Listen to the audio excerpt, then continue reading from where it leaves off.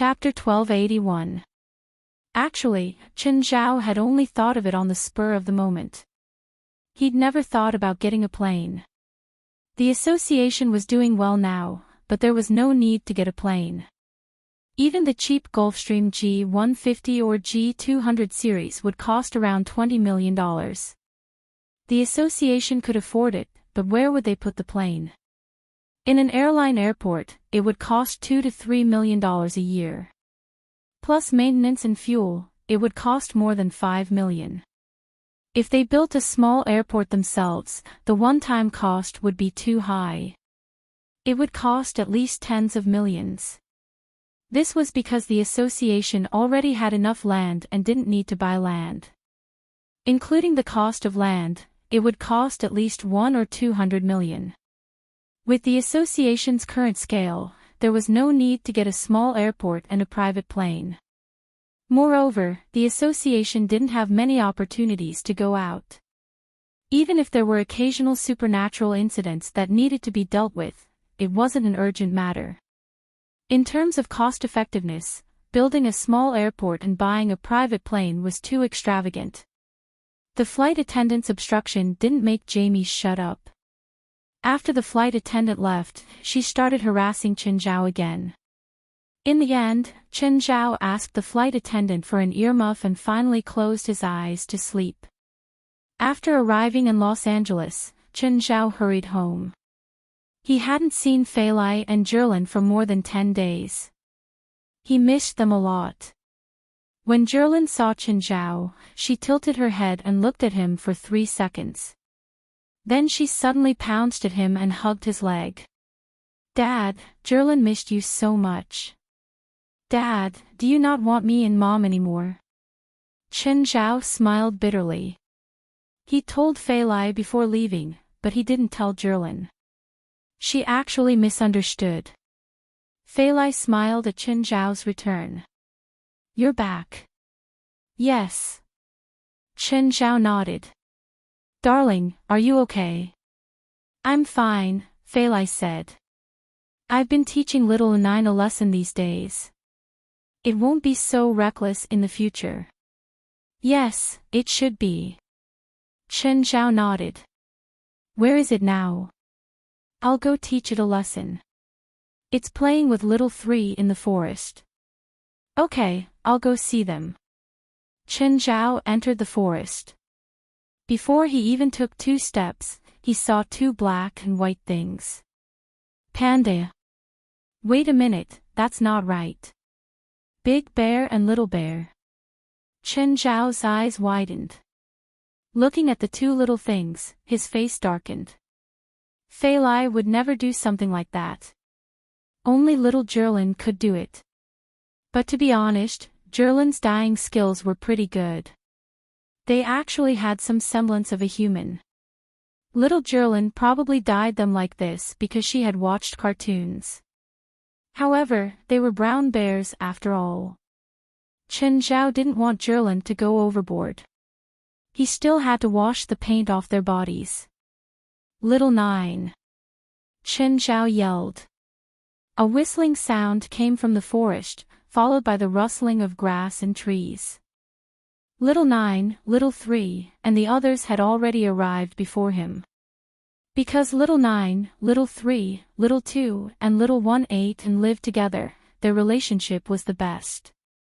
Little Nine's head had already grown to a very large size.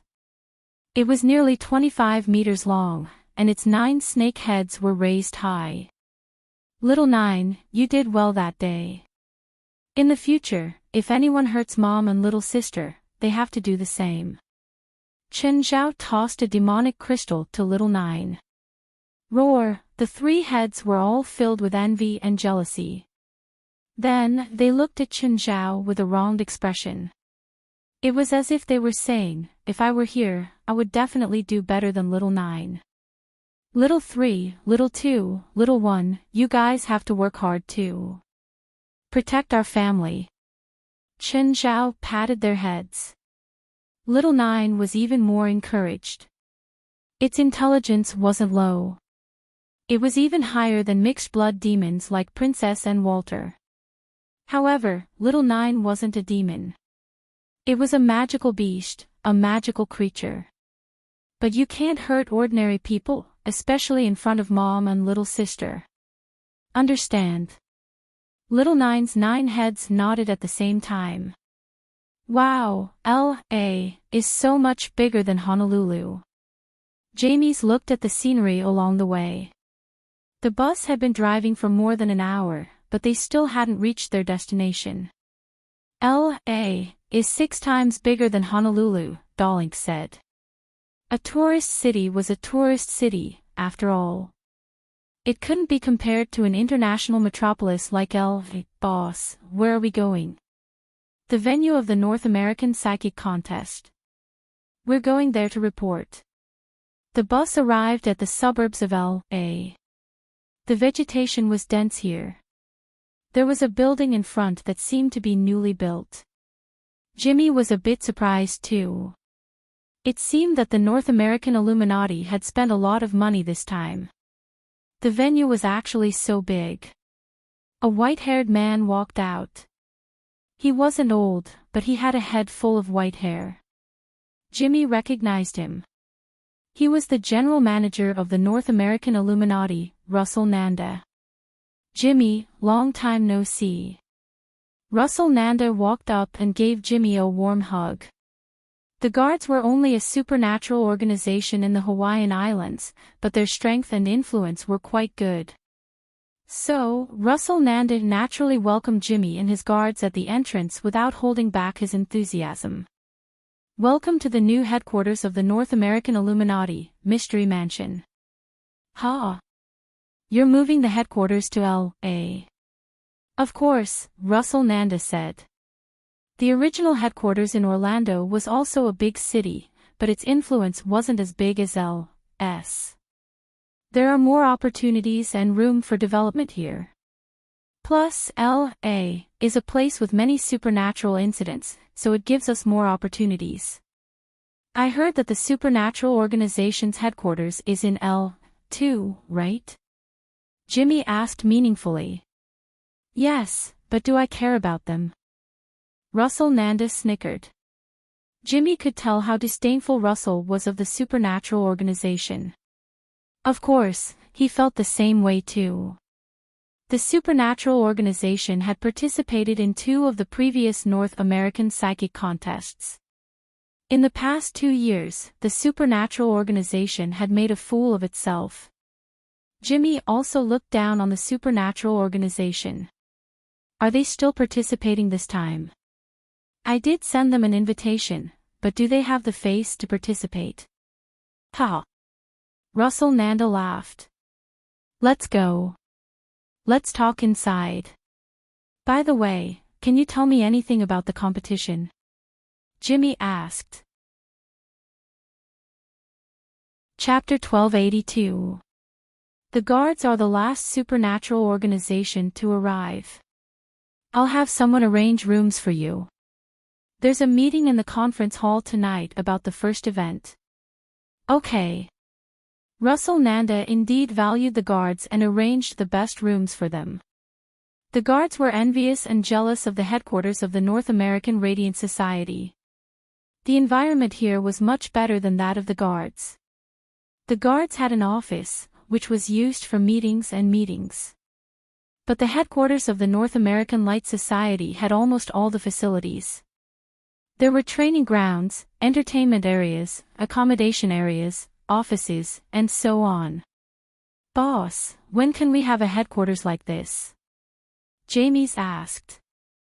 We'll never be able to, Jimmy said. A headquarters like this costs at least $10 million. It's already not bad if we can get $1 million a year from our cooperation with the Hawaiian government. After deducting the operation budget and the salary, how much money can we have left?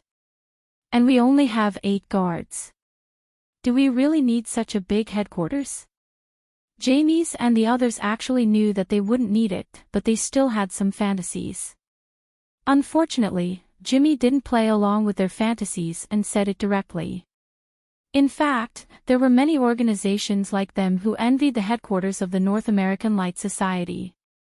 However, this headquarters did make them feel the legitimacy and authority of the North American Radiant Society. Sometimes, this was how the so-called authority came about. The North American Light Society was rich and powerful. Plus, it held all kinds of activities and competitions all year round, so most supernatural organizations recognized the authority of the North American Light Society. After dinner in the evening, Jimmy went to the conference room.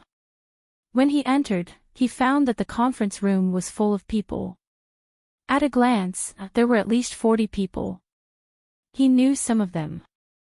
Without exception, they were all in charge or decision-makers of various organizations. Jimmy, sit here. You're here too. It seems that it's going to be harder for the Tide to win this time. The person who greeted Jimmy was a black-haired woman who was dressed very sexily. She was Serena, the big sister of the supernatural organization Tide. The Tide was a Canadian organization. Because there were fewer supernatural organizations in Canada, the Tide was considered an authoritative organization in Canada. There were 15 people in total. They had more people than the guards, but their strength was similar. The last North American Psychic contest had been a battle between the guards and the Tide. In the end, the guards Jamies and Dorinko narrowly defeated the members of the Tide. Gimli sat beside Serena. I should be the one with a headache when I see you. They were just flattering each other in business. Although they were competitors, they were not real enemies. In fact, those who could participate in this competition did not have any real enemies. Ahem. All right, everyone is here. First of all, I would like to welcome everyone. On behalf of the North American Illuminati, I would like to express my sincere gratitude to everyone. Russell Nanda stood in the middle of the conference room. I don't need to explain the reason why everyone is gathered here. First, let me explain the rules of this competition. This North American Psychic contest is a team battle. No matter how many people your organization or team has, you can't have more than 10 people.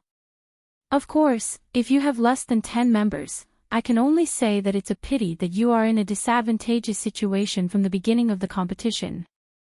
If there are 20 people, can we split them into 2 teams? Someone stood up and asked. No, Russell Nanda said.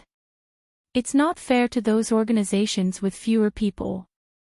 The second rule is that in this competition, there will be an elimination system for each event. Any team that does not complete any event will be eliminated until the 5th round. The remaining teams will compete in the final competition. Alright, Mr. Russell, let's get to the point. What's the first event? The first event is a test of your basic skills. I believe that it won't be difficult for any of your teams. If you can't even complete the first event, I will have to doubt your skills, Russell Nanda said. Russell Nanda said, the first event is to capture evil spirits. The time limit is 48 hours.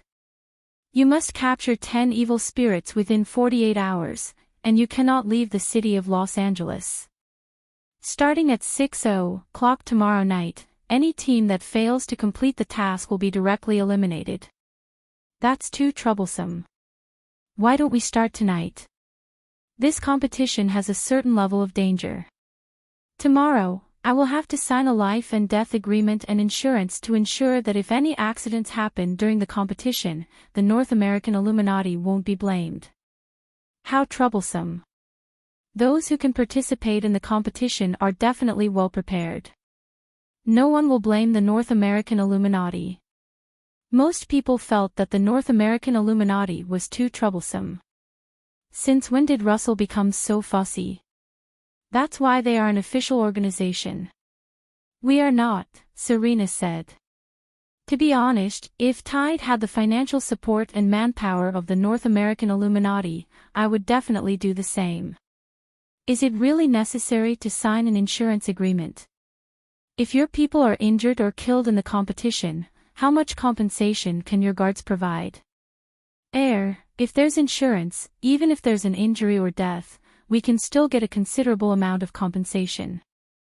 Why not? Serena said. Air. Okay. That does make sense. Kimberly had to admit that the North American Illuminati's approach was correct. Take the guard's funds for example. If it was just an ordinary injury, he could still afford the medical expenses of his team members. However, if there were serious injuries, the guards really could not afford to pay for it. But since even the insurance has to be signed, I'm afraid this competition is not that simple.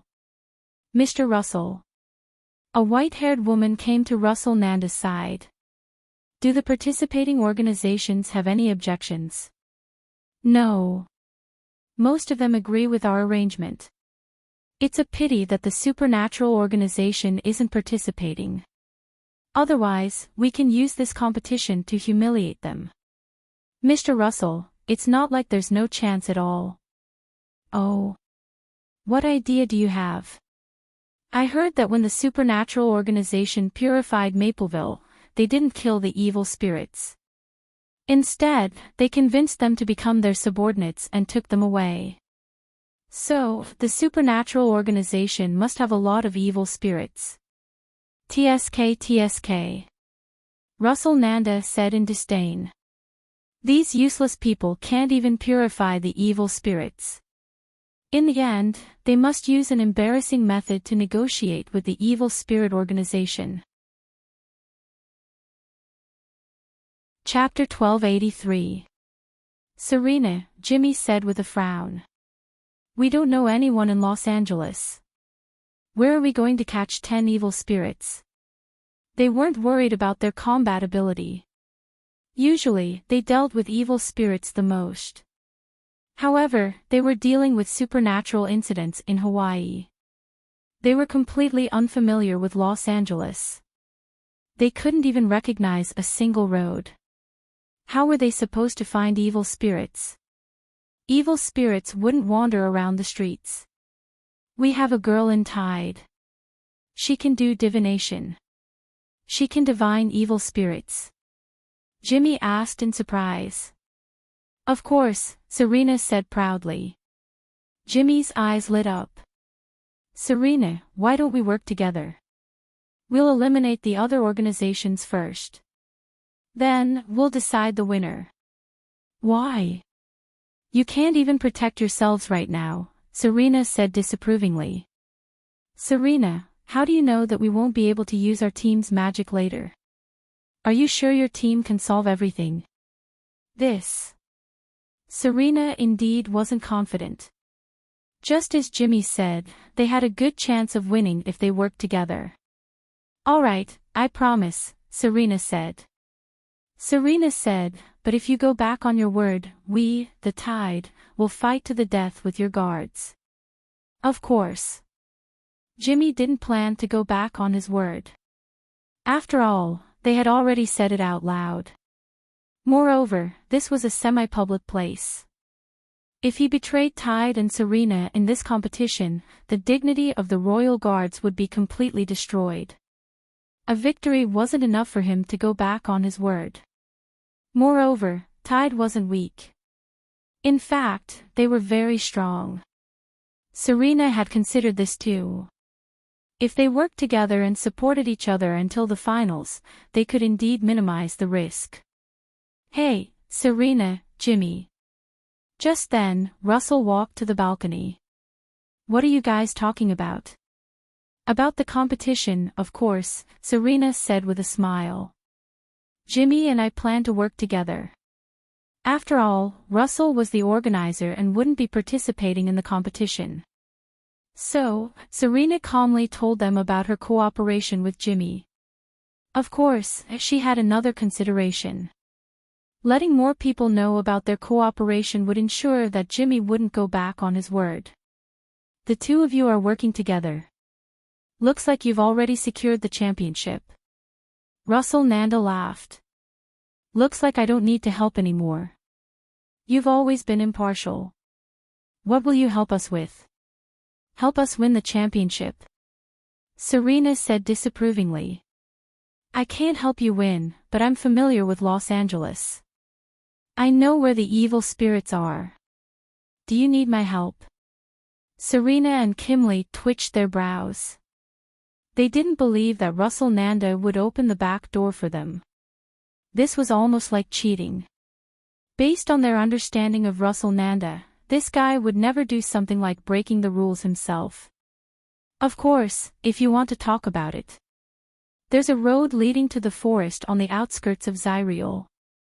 At the end of the road, there should be a lot of evil spirits. Don't tell anyone, or my words will damage the authority of the Illuminati of North America. Russell Nanda turned around and left. Do you believe him? Serena asked. Maybe there really are a lot of evil spirits there, but I don't believe that he'd be so kind as to tell us. Maybe he told every organization, Kimley speculated. Also, if the evil spirits form a group, it'll be very troublesome. Maybe Russell Nanda wants to use us to get rid of the evil spirit group. I won't work for him. There is indeed such a possibility. Perhaps his goal is to eliminate a few more groups of contestants. Yeah, that old fox. Russell Nanda looked young, but he was actually very old. He was more than 60 years old. But that's good. Some idiots will fall for it. It'll solve our problem. Engelite, there's a big deal that needs you. This is the original contract. Make a few hundred copies. Oh, got it. Engelite took the original contract from the manager. He glanced at it casually. A few hundred copies at once. It should be a big company. Although he didn't get the order himself, he could still get a considerable amount of income. Of course, Engelite was more concerned about his job in the supernatural organization. Most of his energy was spent on the organization and how to improve himself. If he just bought insurance, he wouldn't get $10,000 a month. But in the supernatural organization, he could earn tens of thousands of dollars by doing 1 or 2 missions every month. Ever since Qin Zhao became the president of the supernatural organization, it had completely changed. Of course, Engelite didn't give up his job in the insurance industry. It was mainly to hide his real job. If his family knew that he'd lost his job in the insurance company, they might be shocked. Plus, it wasn't easy for him to get to the position of manager.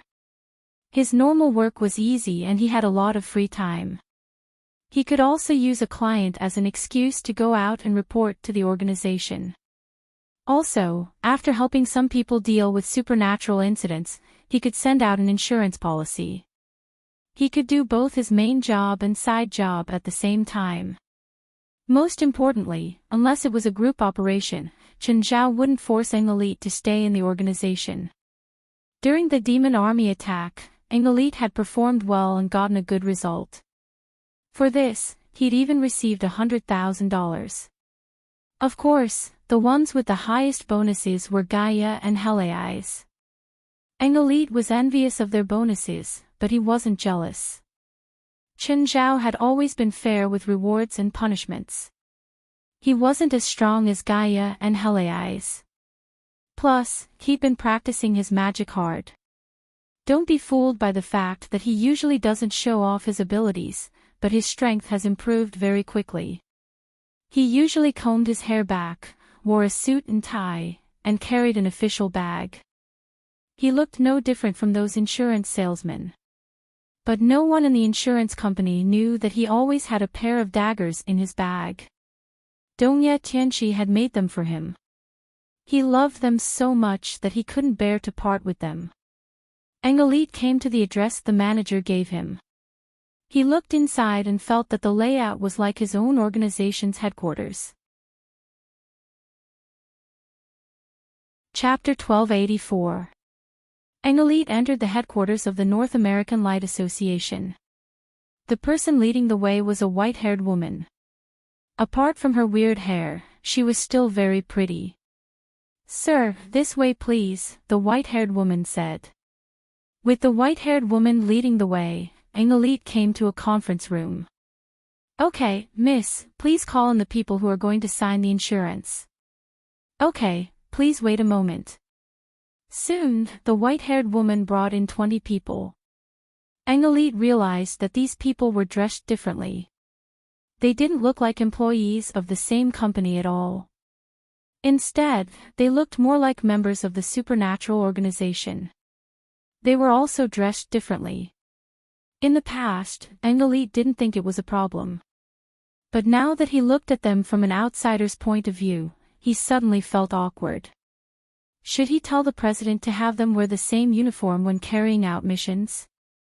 Sir, can we sign the insurance contract now? Engelite came back to his senses. He had actually spaced out during work. But this was already normal. Now, Engelite focused most of his energy on the supernatural organization. Okay, sorry. Let's start. 20 people took the insurance contract, glanced at it, and signed their names. Then the white-haired woman brought in another 20 people. Engelite did the same work over and over again. Engelite vaguely sensed that these people weren't ordinary people. They were all spiritualists. Although he couldn't sense most of them, there were always one or two who weren't strong enough and didn't have good control of their magic power. Engelite could easily sense their magic power. No wonder. This was a supernatural organization. But there seemed to be quite a lot of people. It was just signing the insurance contract, not negotiating, so it didn't take much time. But there were too many people.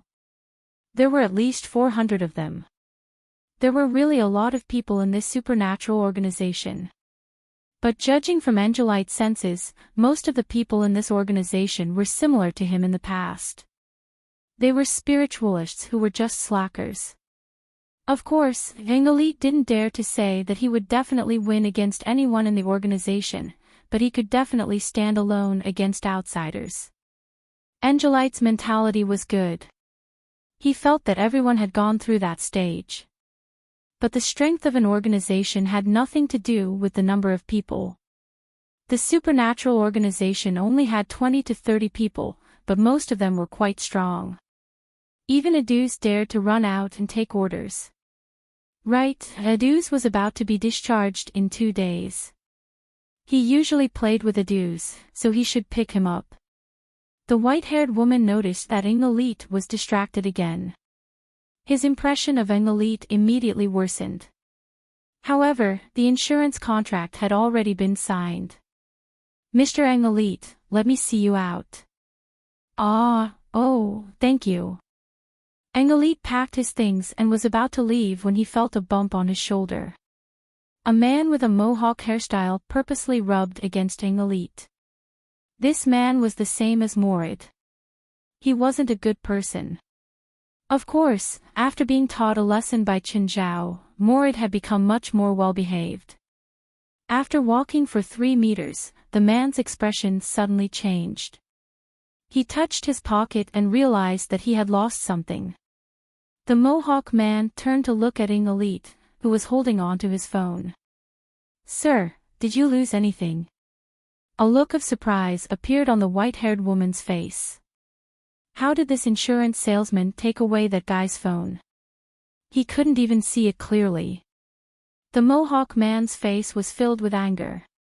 Give it back. Engelite tossed the phone back into the mohawk man's hand. So fast. The white-haired woman could vaguely see Engelite's movements. However, the mohawk man wasn't happy. He felt like he'd been played. Go die. The mohawk man raised his arm and swung his fist at Engelite. Engelite's arm suddenly turned into a blur. The next moment, a dagger appeared in his hand. At the same time, the dagger was pressed against the mohawk man's neck. In the entire supernatural organization, Engelite was the only one who could barely keep up with Qin Zhao's speed. In the past, Engelite's biggest weakness was that he couldn't maintain his super speed for long. But now, his speed had increased by at least 8 times and his control of magic was even better. It wasn't a problem for him to last a battle. He even asked the members of the lightning team to teach him fighting techniques. You want to kill me? Holding the dagger, Engelit smiled at the Mohawk man. So fast, too fast. The white-haired woman subconsciously took 2 steps back. If they clashed and the distance was less than 5 meters, she definitely wouldn't be able to dodge his attack. If she was within 5 meters, she would definitely die. She didn't even see how Qin Zhao had taken out the dagger and pressed it against the Mohawk man's neck. This guy was also a spiritualist. Furthermore, he was a very powerful spiritualist. Say. Sir. I'm joking with you. The Mohawk man was frightened. He could only bully normal people. He didn't expect Engelit to be a spiritualist too, and a powerful one at that. Most importantly, he could feel Engelite's murderous aura. Speaking of this aura, Engelit had learned it from Klaus. Apparently, Klaus had learned it from Qin Zhao too. When facing enemies or captives, one might not want to kill them, but one still had to maintain the murderous aura. This was to shock the enemy and make them submit and fear him. Engelit obviously didn't plan to kill, but he'd learned 80% of the aura. With a smile on his face, Engelit looked like a cold killer. Engelit put away the dagger. The white-haired woman still couldn't see Engelite's movements clearly. Engelit returned to the appearance of a commercial insurance salesman. The Mohawk man was so scared that his legs turned to jelly. Even when Engelit turned to leave, he didn't have the strength to stand up. He felt that he could really be killed. The white-haired woman really doubted which one was the real Engelit. Mr. Engelit, you should know where this is, right? No. This is the headquarters of the North American Light Association. Are you interested in joining us? We really hope to have a powerful wizard like you. Sorry, I still prefer my job as an insurance salesman. Engelit wouldn't reveal his true identity so easily. Even his family didn't know his true identity, let alone others. Chapter 1285. Join this North American Light organization. Engelit didn't want to be a traitor. He also didn't want to become the useless person he used to be. Comparing the current supernatural organization to the past supernatural organization was like a sheep leading a flock of sheep. But now, it was like a lion leading a pack of wolves. Engelit didn't want to be a lion in a flock of sheep because he felt that if he stayed in such an environment for too long, he would become a sheep too. In his eyes, the North American Light Organization was a flock of sheep. He only hoped to follow in the lion's footsteps. Only by looking at the lion's back did he know how to walk his path. Russell walked to the white-haired woman. Zella, what are you looking at? That man is very powerful. Zella said. I tried to rope him in, but he refused. Oh. For you to call him powerful, how powerful must he be? Russell Nanda looked at Zella in surprise. When she first met Zella, Russell Nanda's evaluation was only not bad, nothing more. Of course, the current Russell Nanda was different from before. If you don't use your secret technique, you won't be able to defeat him. If I clash with him within 5 meters, I'll be killed instantly. As for you, you can't even guarantee your own safety within 20 meters. Is there a way to rope him in? It's probably difficult. He's very powerful, but he's willing to disguise himself as an insurance salesman. This means he's not willing to participate in the supernatural world. Then forget it. Russell felt it was a pity when he heard Zella's words. It was rare to meet such a powerful spiritualist. It was such a pity that he couldn't recruit him. But they weren't an evil organization. They wouldn't use evil methods to force him to join them. Oh, I've already leaked the information about the supernatural organization's evil spirit organization to the leaders of all the organizations, but I don't think many will really go. Why? Zella asked, confused. I don't have a good reputation, Russell said helplessly. But it's good to have a few. Crown and Dillas stood at the door to welcome Adu's back. The two of them were marginal characters and did not have much popularity even in the evil spirit group, but Adu's just happened to be of the same ilk. Now that Adu's was injured, the two of them wanted nothing more than to tear the people who hurt him to pieces. If they could win, even if Offit was locked up in the dungeon, the two little evil spirits wouldn't be able to defeat him. At this moment, Klaus's car drove into the headquarters, and Adu's alighted from the car. When Erdos was discharged from the hospital, it was Klaus who went to fetch him. Crown, Dillas, how are you? Adu's had been lying in the hospital for more than 10 days. He could have been discharged a few days earlier, but West kept saying that he would be under observation. That was why he was finally discharged after more than 10 days. Adu's excitedly hugged Crown and Dillas passionately. Sure enough, only by returning to this place could he feel the value of his existence. The hospital was too boring. Adu's even felt that the hospital wasn't a place he should be at. Whenever he went to the courtyard of the hospital, a group of old men and women would come over to complain to him about their pain. Adu's felt that he was different from them. He was not one of those damned old men and women. He was a true warrior. When the demon army invaded last time, he had killed a demon with his own hands. Last time when that group of people attacked, he was only slightly injured by their sneak attack because he was careless for a moment. That definitely wasn't his true strength. Hey, Adu's, are you back? Just then, Pamela floated over. Don't come near me. If you come near me, my cold legs will act up. Adu's immediately jumped back. Okay, I'm joking. Nice to see you again, Miss Pamela. Adu's breathed in the air. This place is still the most comfortable. Just then, an elite drove in. Adu's, why are you back? I didn't know you were discharged until I went to the hospital. Why didn't you tell me? It was Klaus who took me out of the hospital. Klaus, that bastard. I can leave the hospital on my own. I'm not an old man, I don't need you to take care of me. Adu's was never one to be old, especially here. Klaus shrugged.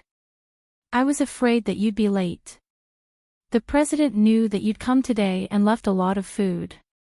It's not available on the market. Oh, where's the president?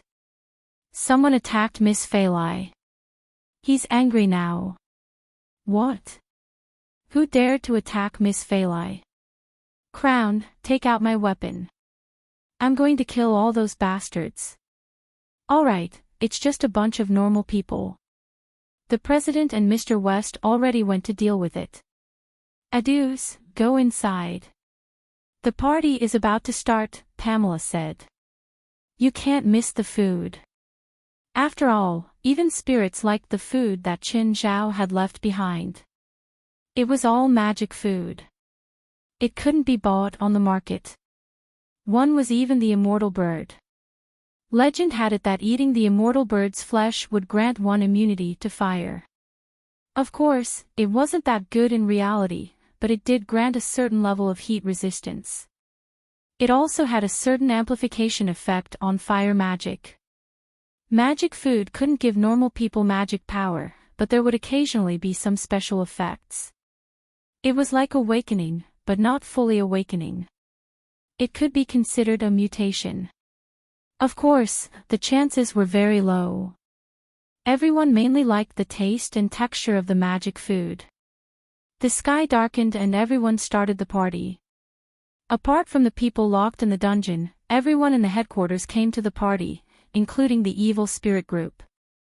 However, there were 30 female evil spirits. They were in the process of turning into banshees, so they couldn't join the party.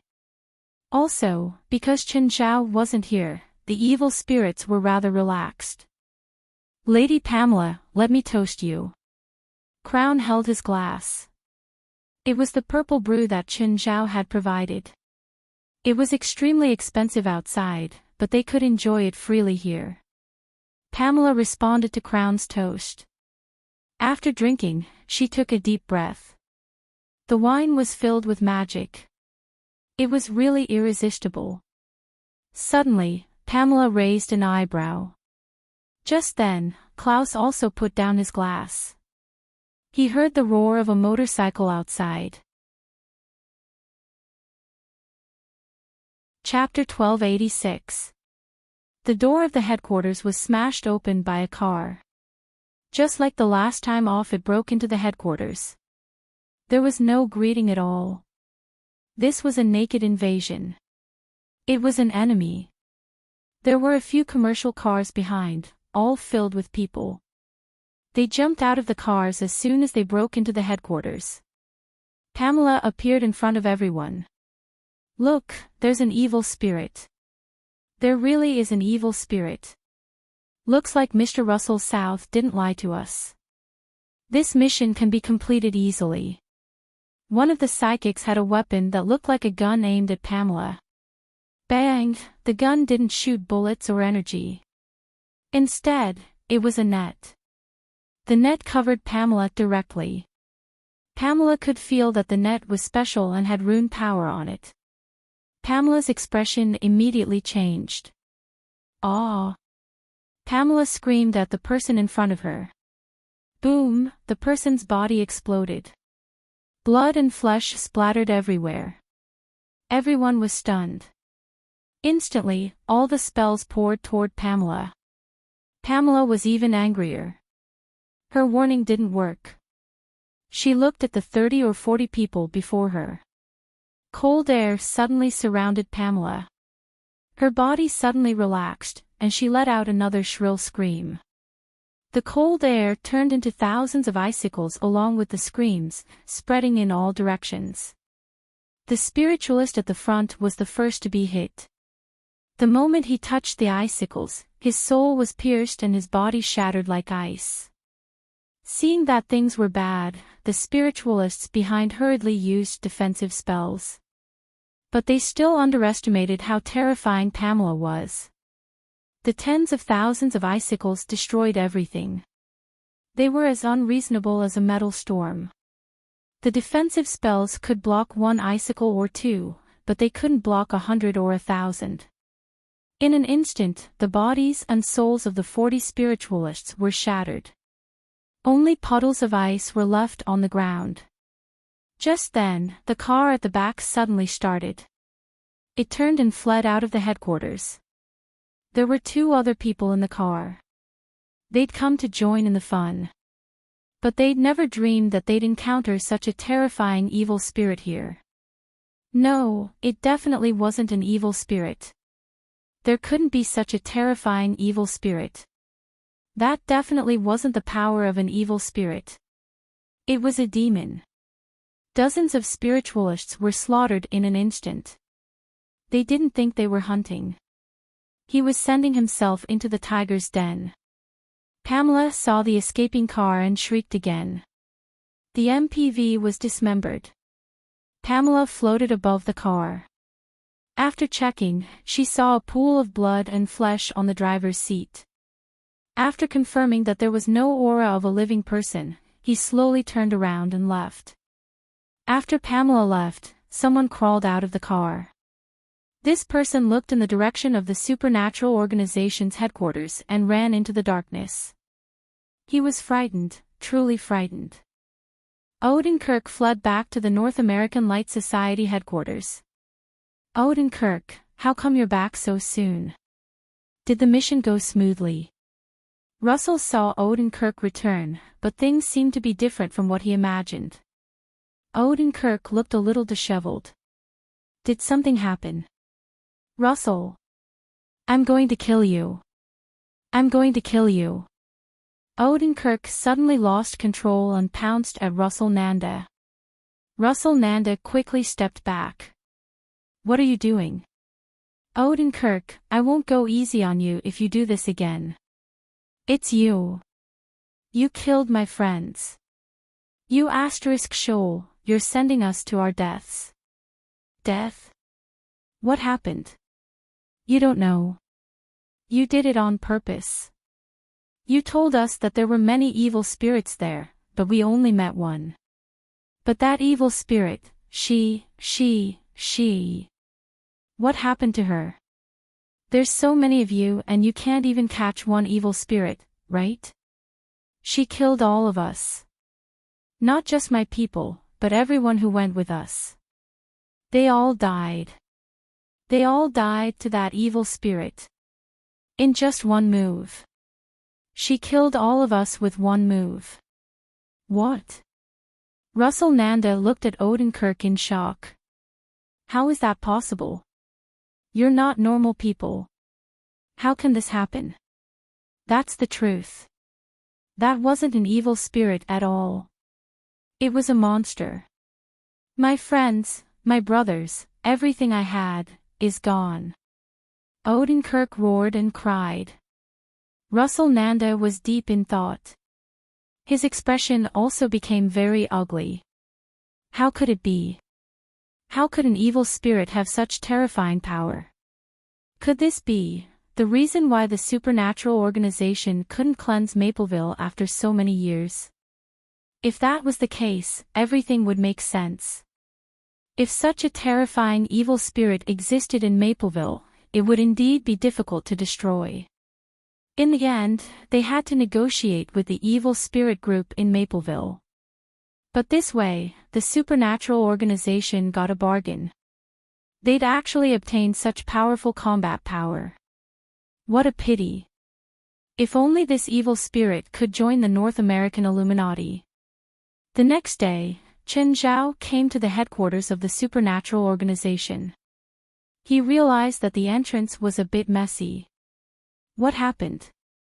President, you're here. Adu saw Chen Zhao and immediately went over to greet him. What's going on? Last night, we had a party at the headquarters, and then these people broke in and attacked Lady Pamela.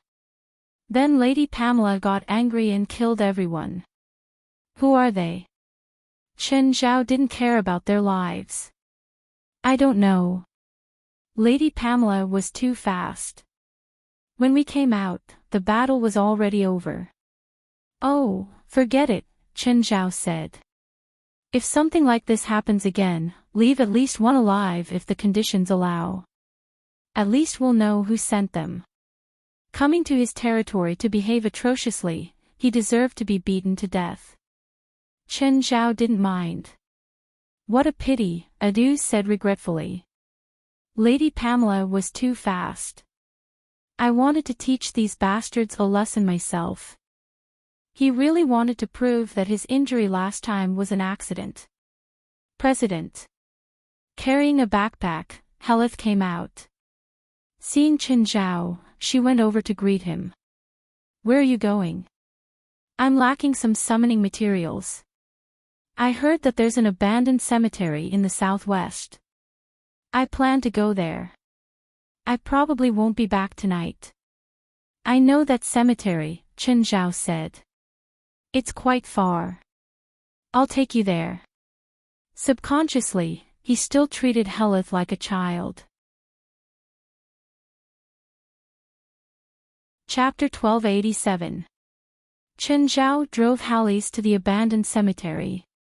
Chen Zhao sensed that there were a few powerful spirits nearby. However, he was only slightly stronger and posed no threat to Blackie.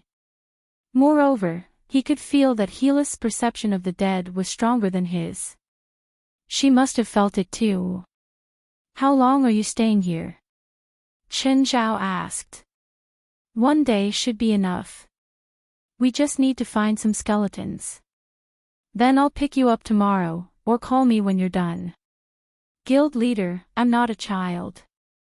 Alright, I'm leaving. Hallease was speechless. Everything about her president was good, but he treated her too much like a child. It was probably because he was not strong enough that the president always felt that he needed to be taken care of. Helith's style of doing things was very planned.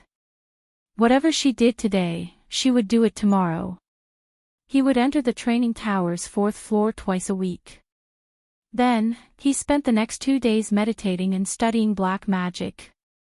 In the extra time, he would carry out various combat missions to enrich himself. When Chen Zhao returned to the city, a bus suddenly passed by. Then Chen Zhao heard a scream. Looking back, he saw a head poking out of the bus window. It was the girl named Zhou Mais.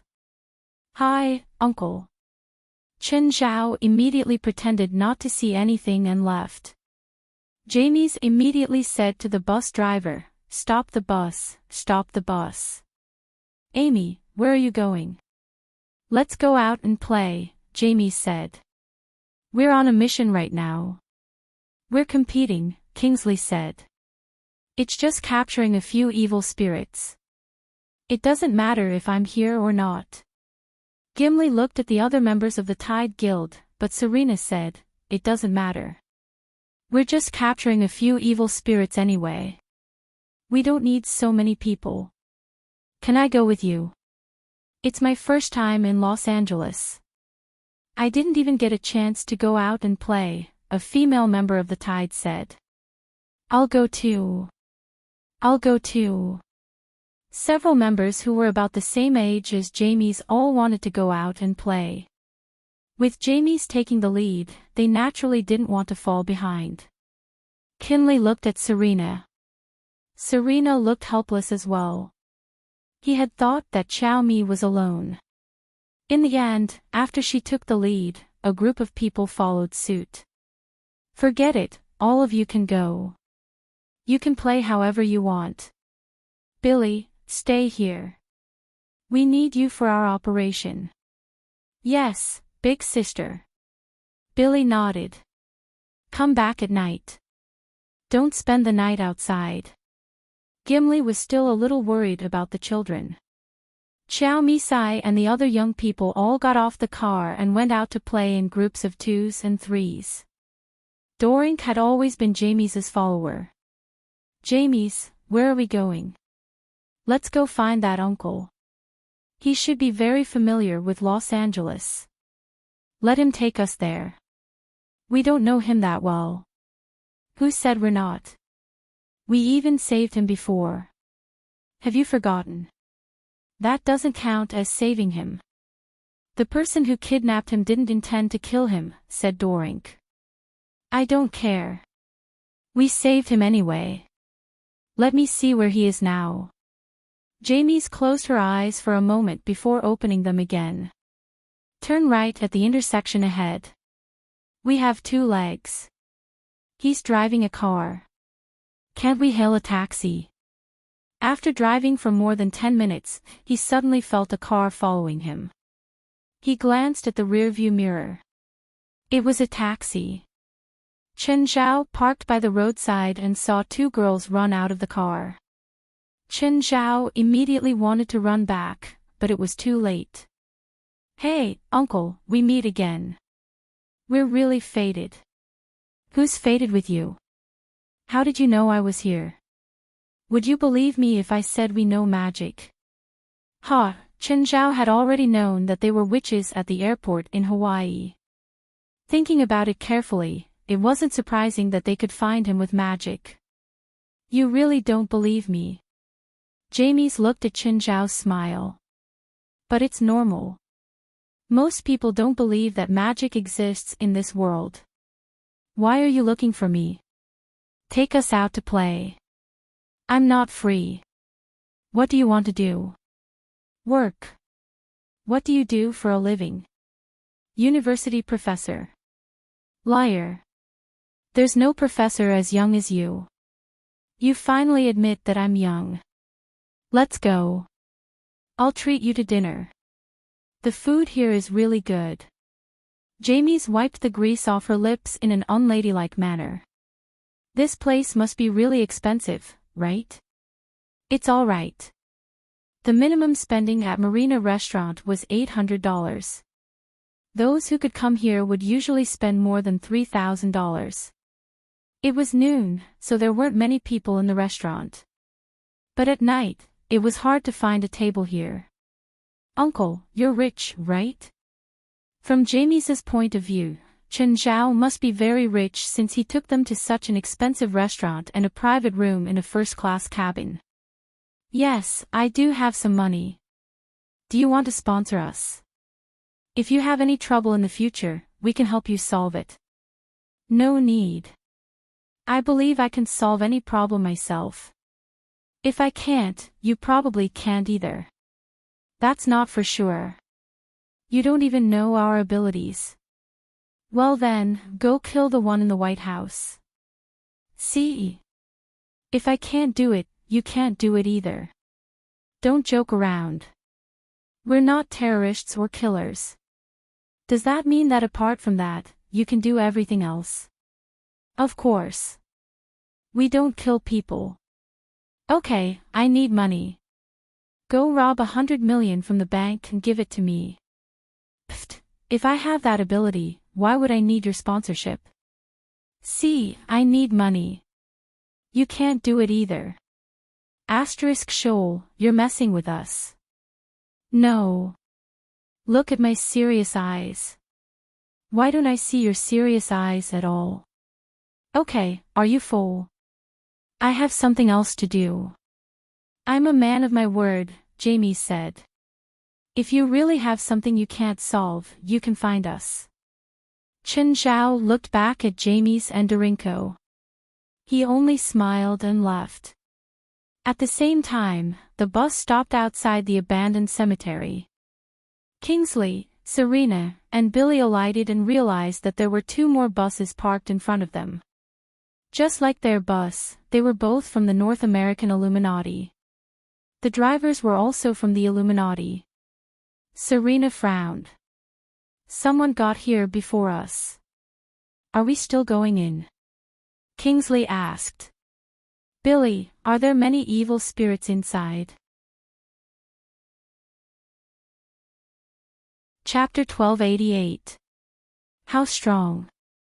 If it's the 3 of us, we might be able to take care of one, Billy said. But if a few strong evil spirits gather together, we'll be in danger. The group that went in before us should be able to attract the evil spirits' attention. I don't think they have the ability to capture all the evil spirits individually. Are the evil spirits here really that scary?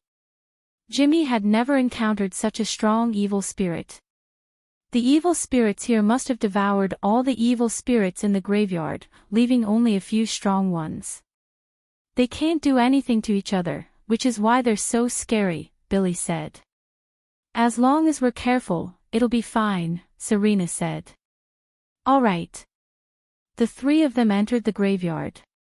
Because it had been abandoned for a long time, and no one had taken care of it, the tombstones were all over the place. After walking for a while, Billy suddenly stopped. What's wrong? An evil spirit disappeared, Billy said. Was it destroyed? Another one disappeared, another one disappeared. Is the group that went in first very strong?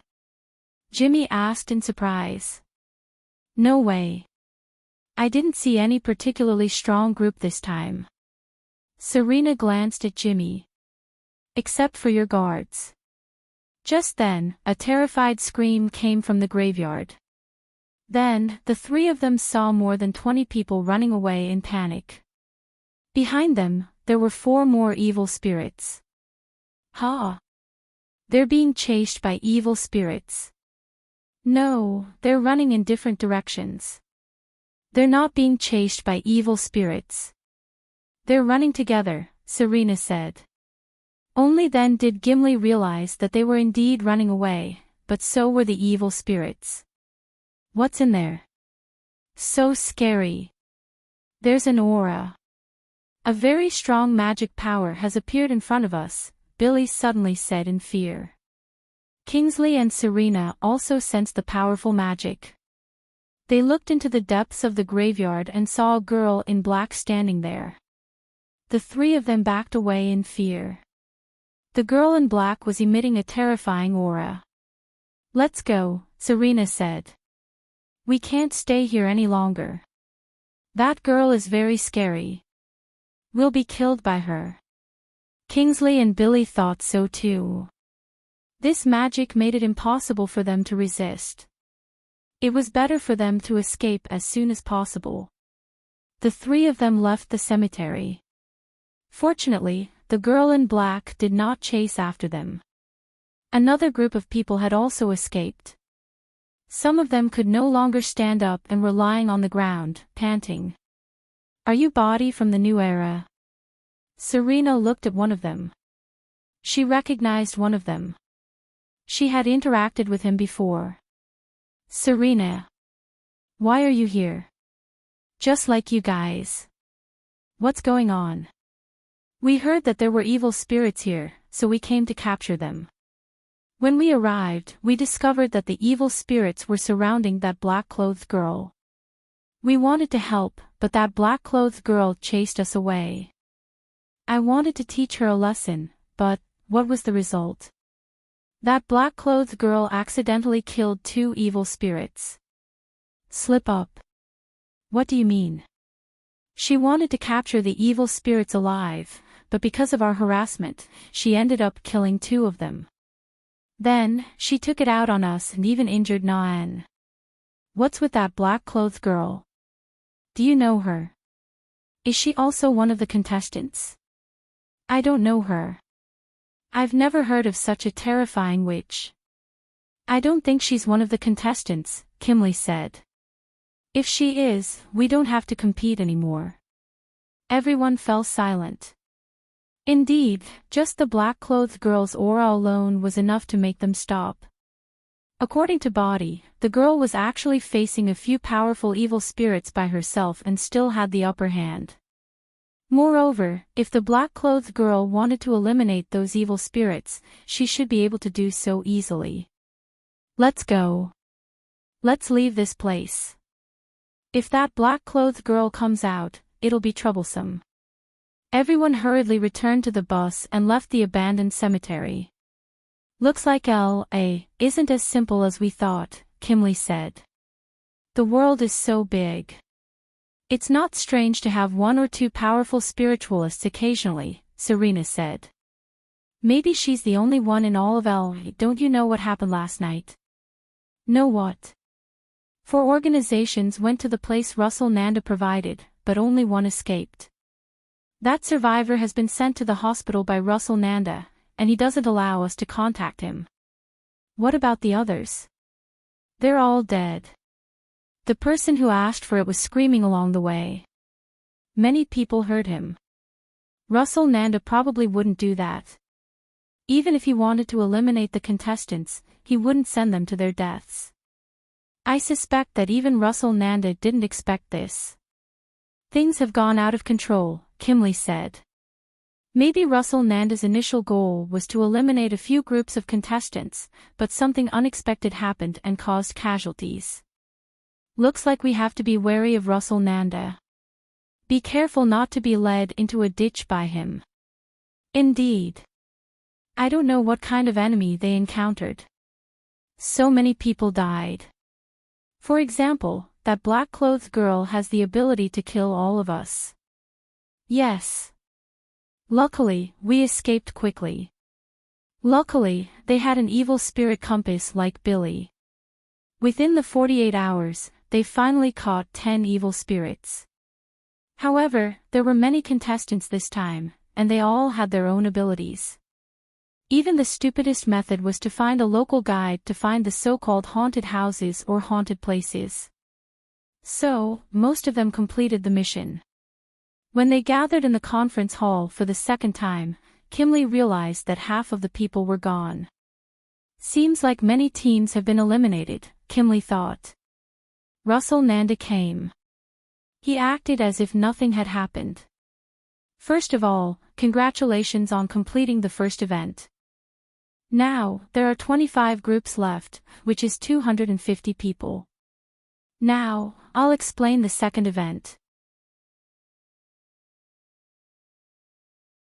Chapter 1289. I passed. Engelit ran into the front hall of the headquarters excitedly. There weren't many people there today. Engelit couldn't find anyone to share his joy with. Then he ran to the guard booth at the entrance and pulled Aduz aside. "Aduz, I passed. What did you pass?" First level of the Tower of Trials. I passed the first level. Enrich shouted excitedly. He became the fourth person to pass the first level after Gaia, Norma, and Heartwarming. Moreover, he was the first male to do so. Congratulations. Adus also had a trial ring. He'd even tried a few times. Everyone knew the result. If he went in alone, he usually wouldn't last more than 10 seconds. But Adus also knew how difficult it was to pass. He also knew how terrifying Chen Zhao, who'd passed the 7th level, was. The fact that Enrich was able to pass the first level showed how powerful he was. But Adus didn't expect Enrich to be the first male to pass, except for Chen Zhao. That day, Enrich didn't go to work at the insurance company anymore. He would talk to whoever came to the headquarters. Joy had to be shared. If no one shared it, it would be meaningless. Of course, if someone was happy, someone would be sad. For example, Jolanash. She'd always thought that she'd be the fourth person to pass the first level.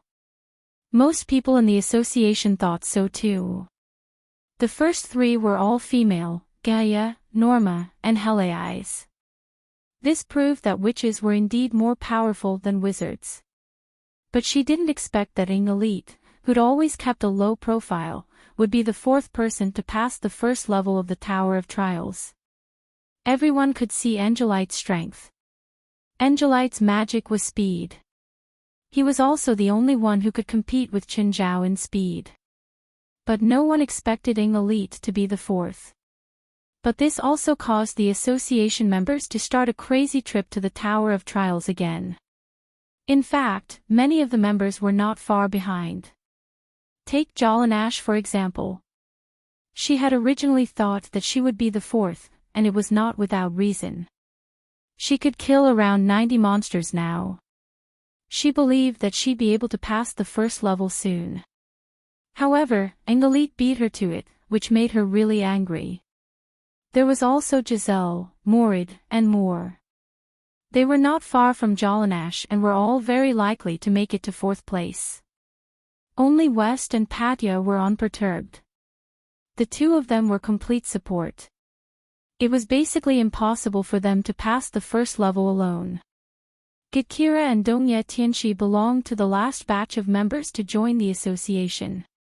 For the time being, they were not ranked, so the two of them could only compete with each other. This time, I'll go in and kill a few more, and tomorrow, you'll go in and kill a few more. It's a competition. Next was Alice.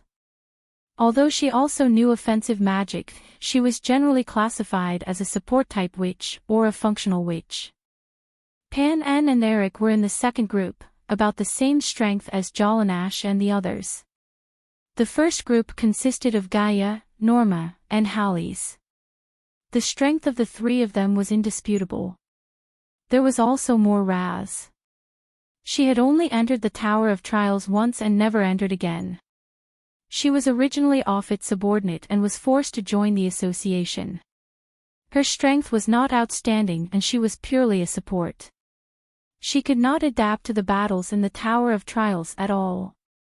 The 5 members of the Lightning team were not spiritualists, but they had been baptized by strengthening potions. They also had extremely strong battle awareness, so they had always worked together to attack the Tower of Trials. Their current best result was 60 monsters on the first level. After all, it was very difficult for a team of 5 to enter. They had also formed their own battle style. If one of them could not do anything, the 5 of them together would definitely be able to do it alone. Of course, there was also an invisible member in the association, Osalisa. However, she was still a two-faced person and basically had no contact with the association. She would occasionally send messages to Chen Zhao and West. Moore and Morid were also quite dissatisfied with Enric's sudden increase in strength. They said that they would all be mediocre together, but you're secretly becoming strong. On this day, Jolanash and Morid reached the second level almost one after the other. Jolanash had wanted to be proud, but Morid also broke through, which greatly reduced her excitement. Forget about being elite, what was going on with Morid? Either way, Jolanash was very upset. When Qin Zhao heard that 3 people had broken through the first level today, he was very happy. He praised the 3 of them and even gave them a raise in salary and benefits. In the current society, one could not rely on personal worship to form a team. Without proper treatment, why would people follow you? Actually, Qin Zhao had seen their hard work. Jolanash's breakthrough was natural, but Qin Zhao did not expect elite and Morid's breakthroughs. It was not that he looked down on them, but they did not usually show it. Gaia, did you hear? Elite, Jolanash, and Morid all broke through the first level. Oh, that fast. Looks like I have to work hard too. I'll try to break through the second level this month, Gaia said. Although Gaia was busy filming the movie, she did not stop cultivating. Whenever she could enter the Tower of Trials, she would go in immediately no matter what. Come back quickly tonight. There's a party at the headquarters. Okay, I'll come back after picking up Evans. Come back directly after you're done, Qin Zhao said. I'll go pick up Evans. Okay. Gaia was not worried about Qin Zhao. Moreover, Qin Zhao had picked up Evans for her a few times. Gaia had finished filming her scenes long ago, but her work was not done yet. She was mainly in charge of directing the movements. Of course, she would also help the crew with some small problems. Woof, as soon as Gaia hung up the phone, she looked down and saw a fat Alaskan dog biting into her pants. Gaia picked up the puppy that had probably just been weaned and walked into the crew. Whose dog is it? Everyone in the crew asked, but no one answered Gaia's question. Since no one wants it, I'll bring it back. Evan should like it, Gaia thought. After finishing today's work, Gaia carried the puppy back to the headquarters. Chapter 1290. The dog is in the car in front. Yes, that's what the North American Illuminati's magic beacon shows. The North American Illuminati is really troublesome. If they give everyone a tracking magic beacon, what's the point of the competition? The North American Illuminati wants us to fight for the same goal, the driver said. The driver said, if each team can only find 4, then all the participating teams will be eliminated. However, this will definitely not happen. There will definitely be a few strong teams that will gather first, and the slightly weaker teams will have to compete. The North American Radiant Club wants to ensure that those with potential advance first, and then eliminate the weak teams. Boss, are we a weak team then? We're Wolf Deity, the big man in the passenger seat snorted. We're not those weaklings. Their organization was called Wolf Deity, and they were different from ordinary supernatural organizations. Wolf Deity was a mercenary, so they had rich combat experience. The second event of the North American Psychic Competition was to find and capture 5 mixed magical creatures. Wolf Deity's boss, Lone Wolf, thought that every member was an elite and did not need to search in groups, so the 10 members were divided into 5 groups of 2. Hey! Lone Wolf suddenly saw another car drive past. Fuck, competitors are here. Boss, they seem to have a lot of people. What should we do? Chase the car in front and stop it, Lone Wolf said. Here. Of course, hurry up. Grab the thing and leave, Lone Wolf urged. There's no one else on the road. Oh, okay. The driver could only speed up and rush to the car in front. He turned the steering wheel and stopped the car in front. But just then, the car that had been chasing the same target also stopped. It was not the group that Lone Wolf had found, but 4 or 5 groups that had all bumped into each other.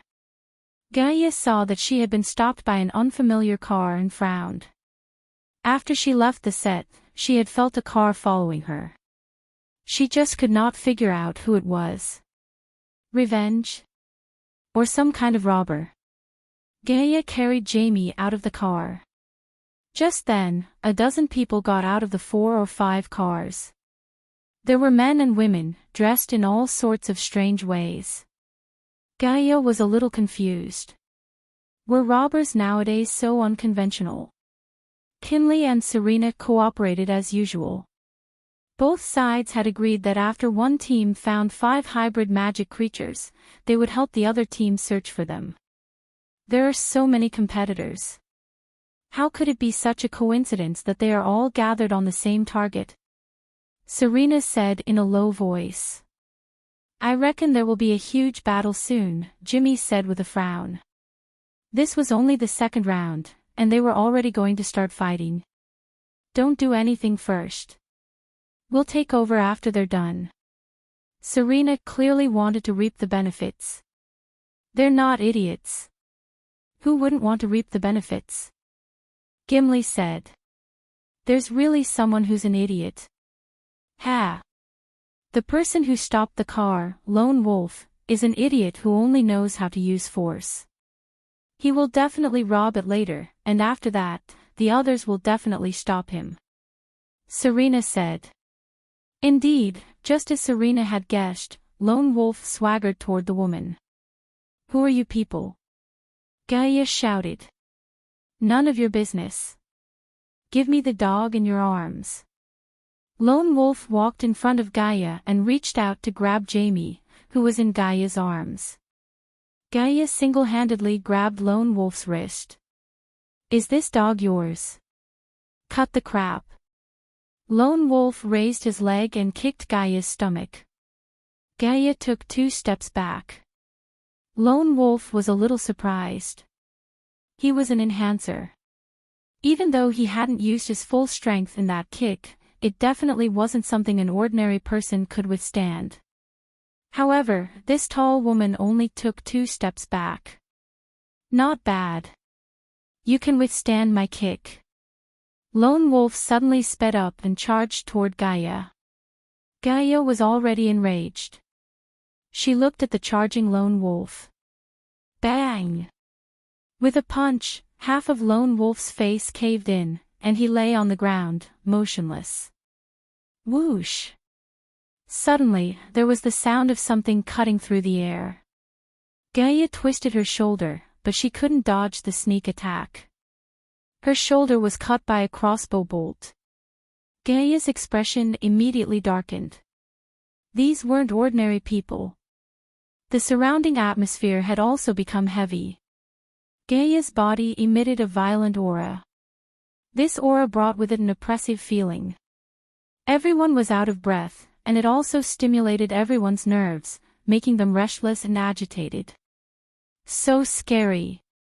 This woman isn't ordinary. Kim's expression changed slightly. Serena's face twitched slightly.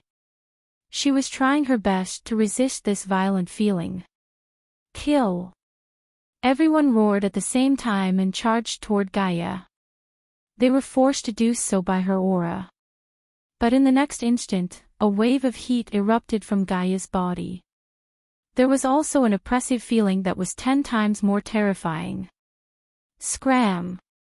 Everyone was instantly sent flying. Rings of fire appeared around Gaia's feet. Everyone fell to the ground pathetically as they looked at the godlike Gaia in horror. Even Gaia was somewhat surprised. She had actually comprehended a deeper level of bloodline power, Dragon's Aura. In the past, Gaia could also release Dragon's Aura, but it was different now. In the past, her aura was restrained and not released. Now, however, her aura had been achieved. Gaia looked at the injured people on the ground and snorted coldly. She returned to the car and drove away. For the dozen people present, this was definitely an extremely humiliating experience. But they were filled with despair toward that tall and big woman. That godlike power wasn't something that humans could hope to achieve. Too scary. Kim was the least injured, and he was standing at the back. He helped Serena up. Serena, how are you? I'm fine. Serena suddenly spat out a mouthful of blood. But this mouthful of blood had spat out the pent-up pressure in her heart. Her body was a lot more relaxed. Damn it, who is that woman? She's too scary. Is there anyone in this world that can be her match? Maybe the girl in black we met in the abandoned cemetery during the day can. There are two such terrifying spiritualists in the same city. I can't imagine it. Los Angeles is more dangerous than we thought. Kim and Serena weren't in the mood to look for mixed-blood magical creatures anymore. They dragged their tired bodies back to the headquarters of the North American Light Association. Russell Nanda hurried over. Kim, Serena, I heard that you met a powerful spiritualist outside. Yes, very powerful. You two can't defeat her even if you join forces. Russell Nanda had heard about this from others. He didn't expect that there would be such a powerful spiritualist in Los Angeles that he didn't know about. Chapter 1291. Russell Nanda walked in the garden of the headquarters on his stomach. Just then, Zella appeared behind him without any warning. Sir, what are you thinking about? The supernatural world in L.A. is deeper than I thought, Russell Nanda said emotionally. Russell Nanda sighed. Let's not talk about the spiritualist who sold insurance a few days ago. Today, I heard that two extremely powerful spiritualists have appeared. One is a girl in black and the other is a tall woman. Logically speaking, these two people shouldn't be unknown, but we have never heard of them before coming here. Yet, they are so powerful that it makes one's hair stand on end. Why don't I ask around and see if I can recruit them into our team? Go. Before Russell Nanda moved his headquarters to Los Angeles, he had asked around in Los Angeles. From what he'd heard, the supernatural world in L seemed to only have a few weak people. To the North American Light Society, a big city like L was a place with no supernatural forces. It was like a huge cake. As for the original force stationed in L, the supernatural organization, Russell Nanda didn't care about them at all. But who would have thought that L would have such a master? Oh, is there any movement from the supernatural organization? Nothing. I remember that West was the acting president, right? What about now? I looked into it a while ago.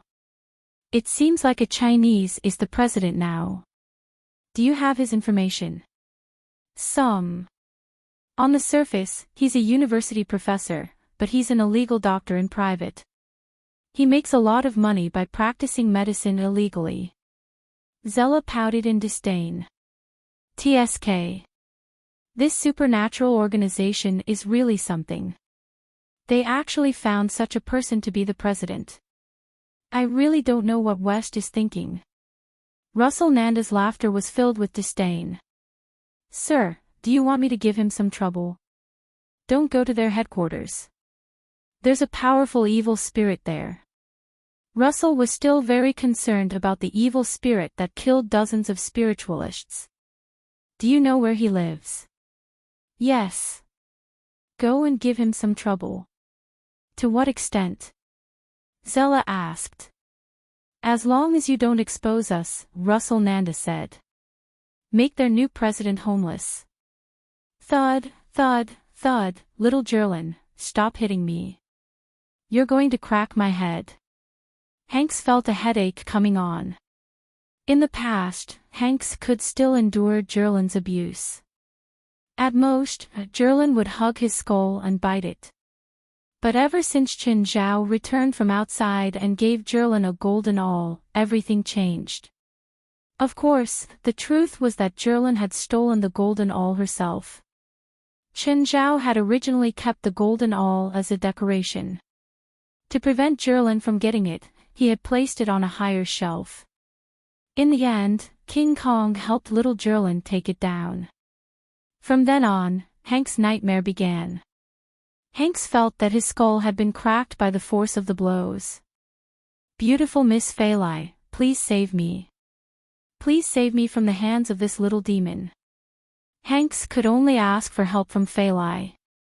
Phalai, on the other hand, was studying the Book of Changes, ignoring Hanks's pleas.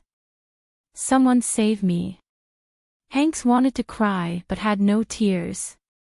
This pair of mother and daughter were really cold-blooded and heartless. Miss Phalai, do you want to hear my adventure stories? Hanks asked. Not interested. Chen's adventure stories are better than yours.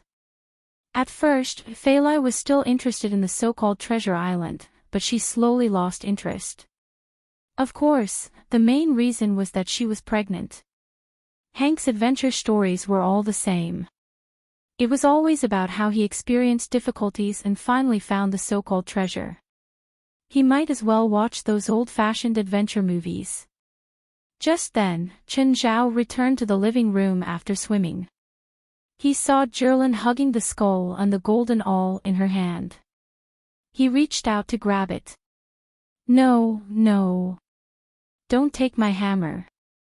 Don't. Little Jerlin fully displayed her talent of crying and throwing a tantrum. She hugged the golden awl tightly and refused to let go. Chen Zhao's face was filled with helplessness.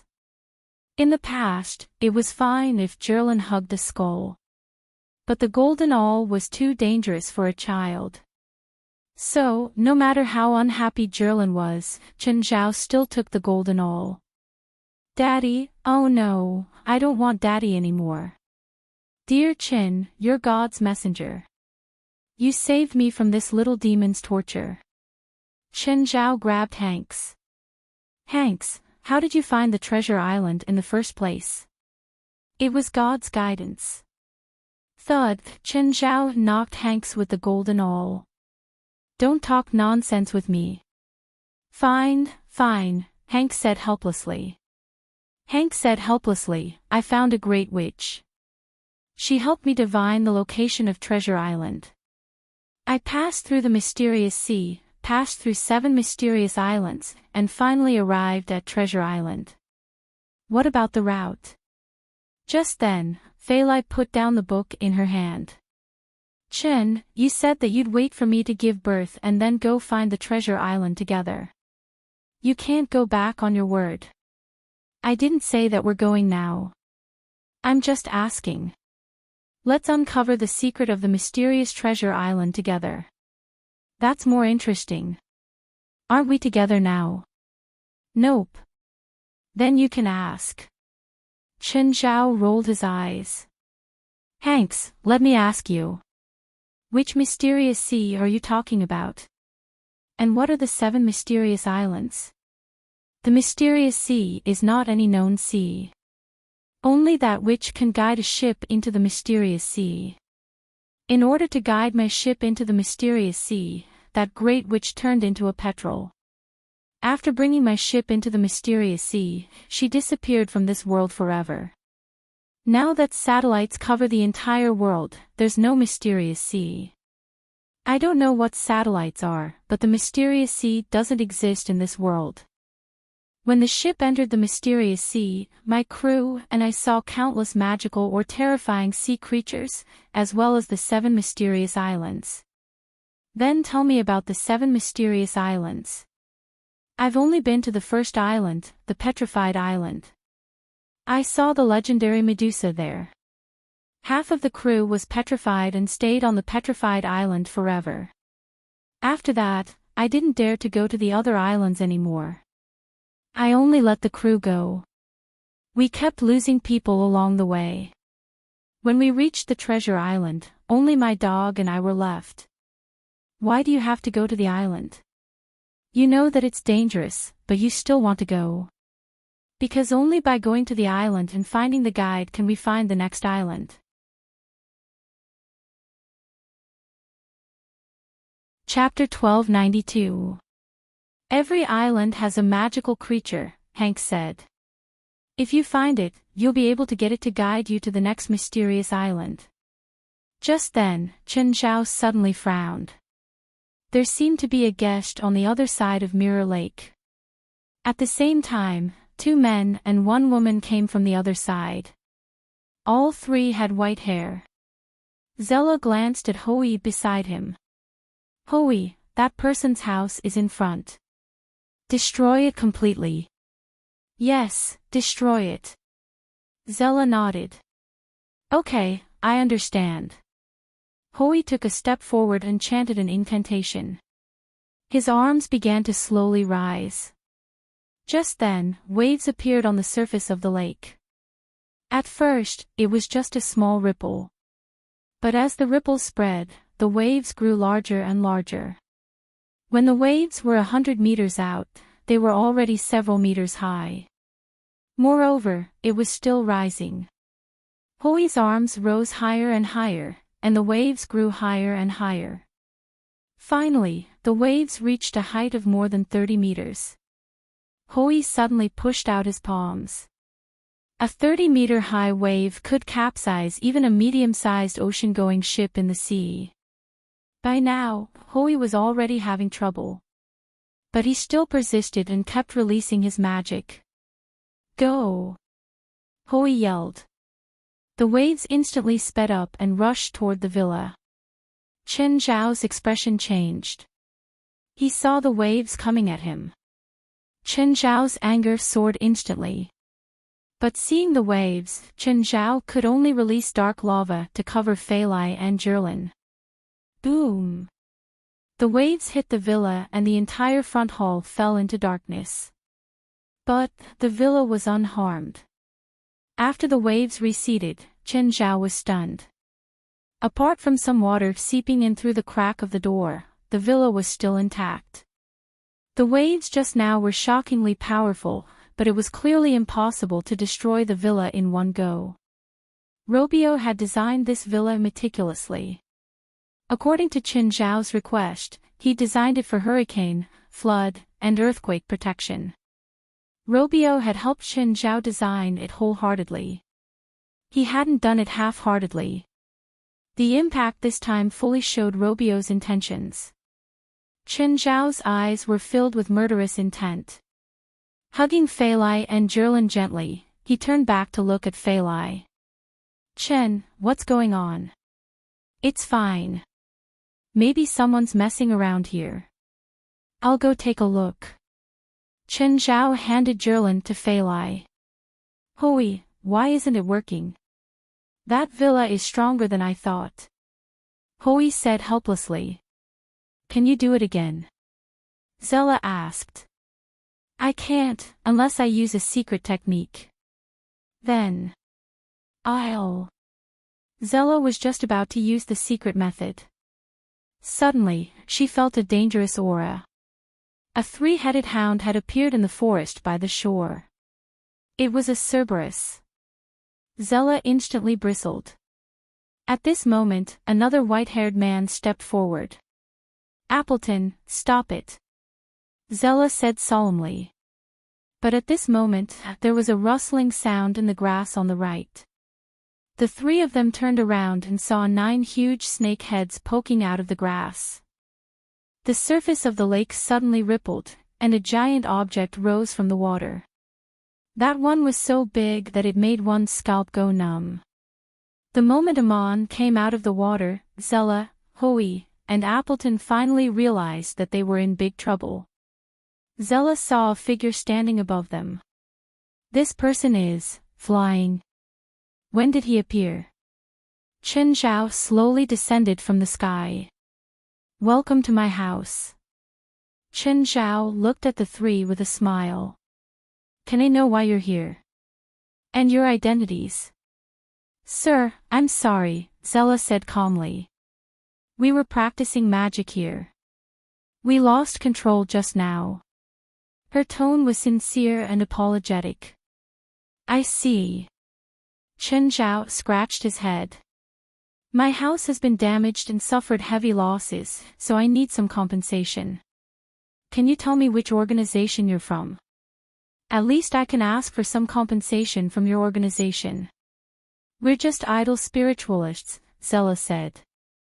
We're not organized. Suddenly, a wave of heat hit them. The 3 were shocked. A fiery red figure charged over and pushed Hoey to the ground, opening its mouth to bite. Seeing that Hoey was attacked, Zella and Appleton were about to attack. But the next moment, a sword struck. "Aw!" Zella's arm flew up. "Sorry, my pet didn't seem to be full at noon." Chen Zhao watched as Abitos tore off Hoey's flesh. Hoey screamed in pain. "Now, can you tell me which organization you're from?"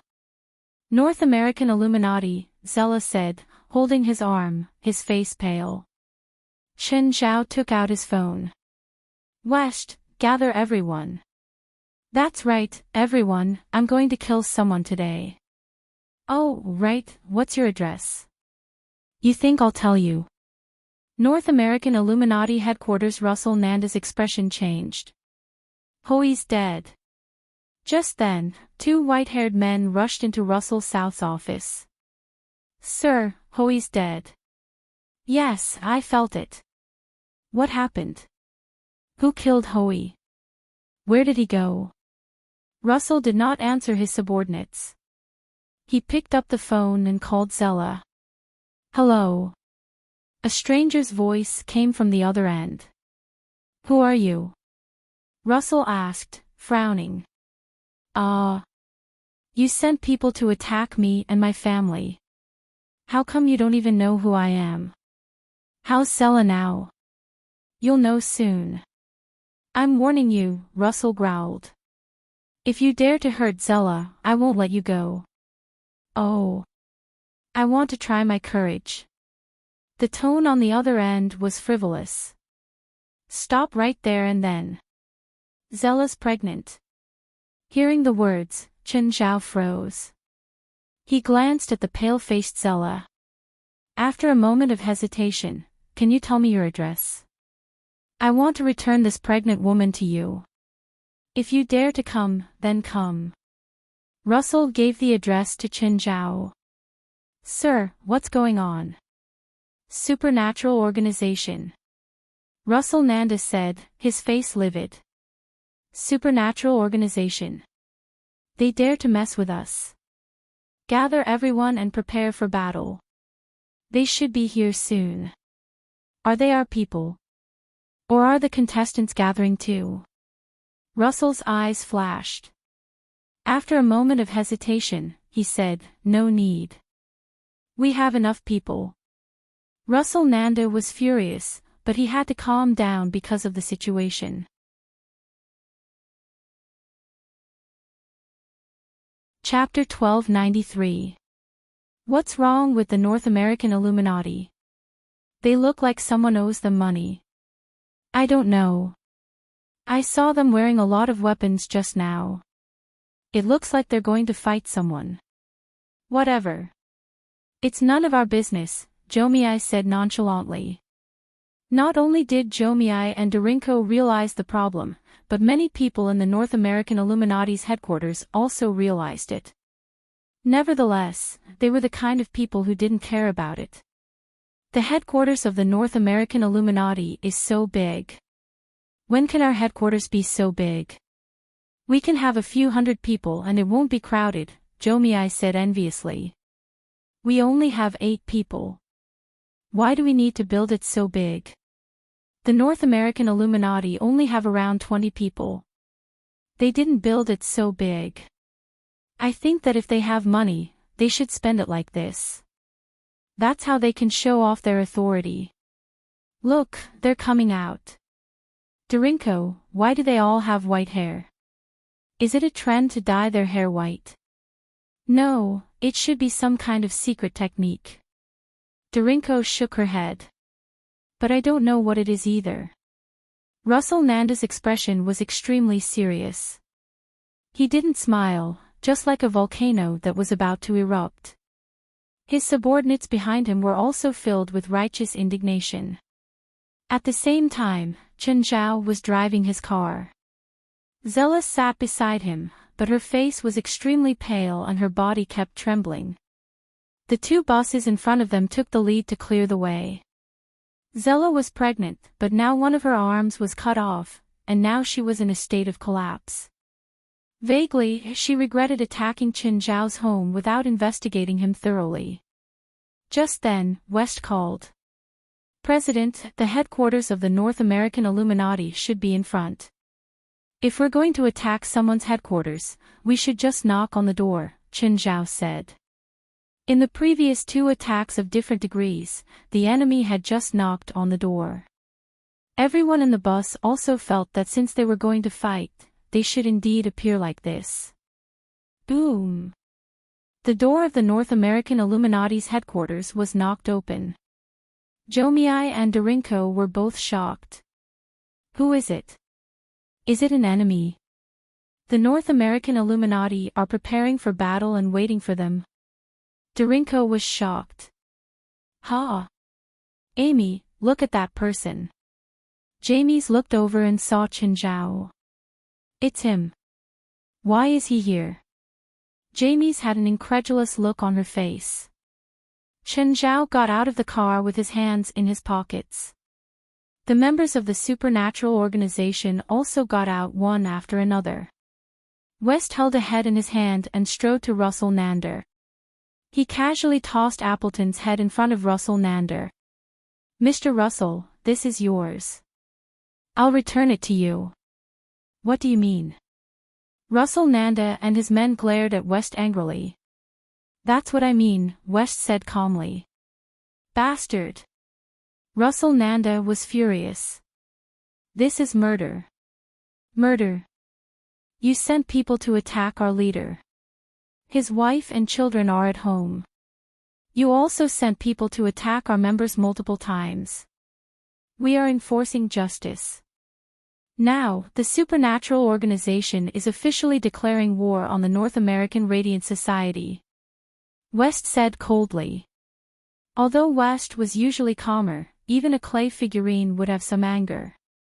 After being harassed so many times, West could no longer keep his cool. Moreover, they'd really gone overboard this time. They'd actually gone to Qin Zhao's house and attacked it.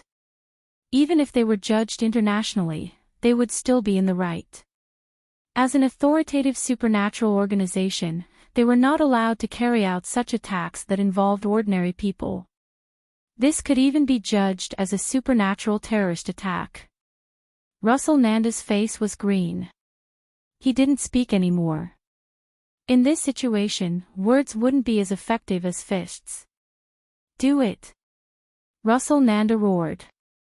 2 white-haired men charged at West, but when they were less than 5 meters away, they suddenly paused. The next moment, an extremely fast figure charged out. The 2 white-haired men felt a chill on their necks and their bodies fell to the ground. When everyone saw who it was, they were all dumbfounded. An elite. I seem to remember that your people didn't sign the insurance contract that day, right? Do you want another one now? Ang Elite smiled at the people from the Radiant Society. Damn.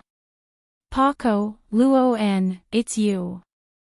Russell Nanda's expression turned serious. He remembered Ang Elite. Back then, he and Zella had wanted to rope Ang Elite in. He didn't expect Ang Elite to be from the supernatural organization. Ang Elite and Wester worked together seamlessly. It could be said that they were the complete opposite of each other's attributes and magic. West's slow field was extremely slow, while Angelite's speed spell was extremely fast. These 2 completely opposite magic spells brought them terrifying lethality. Who are those people?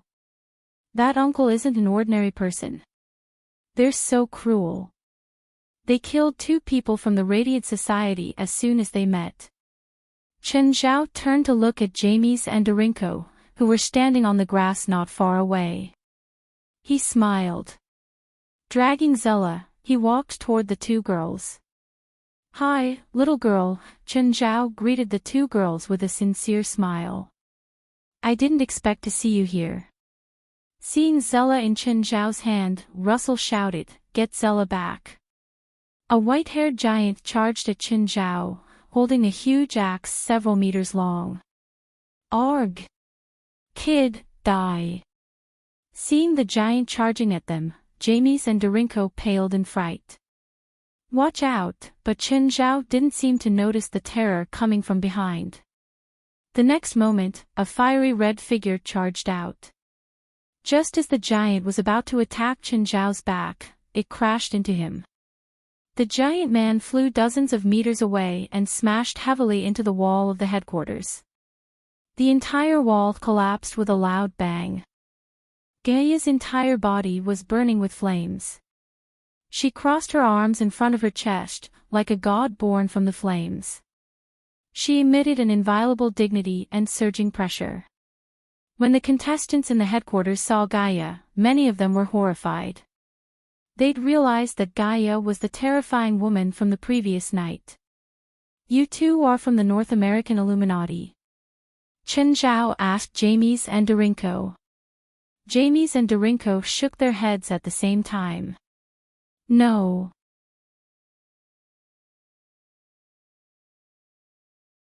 Chapter 1294.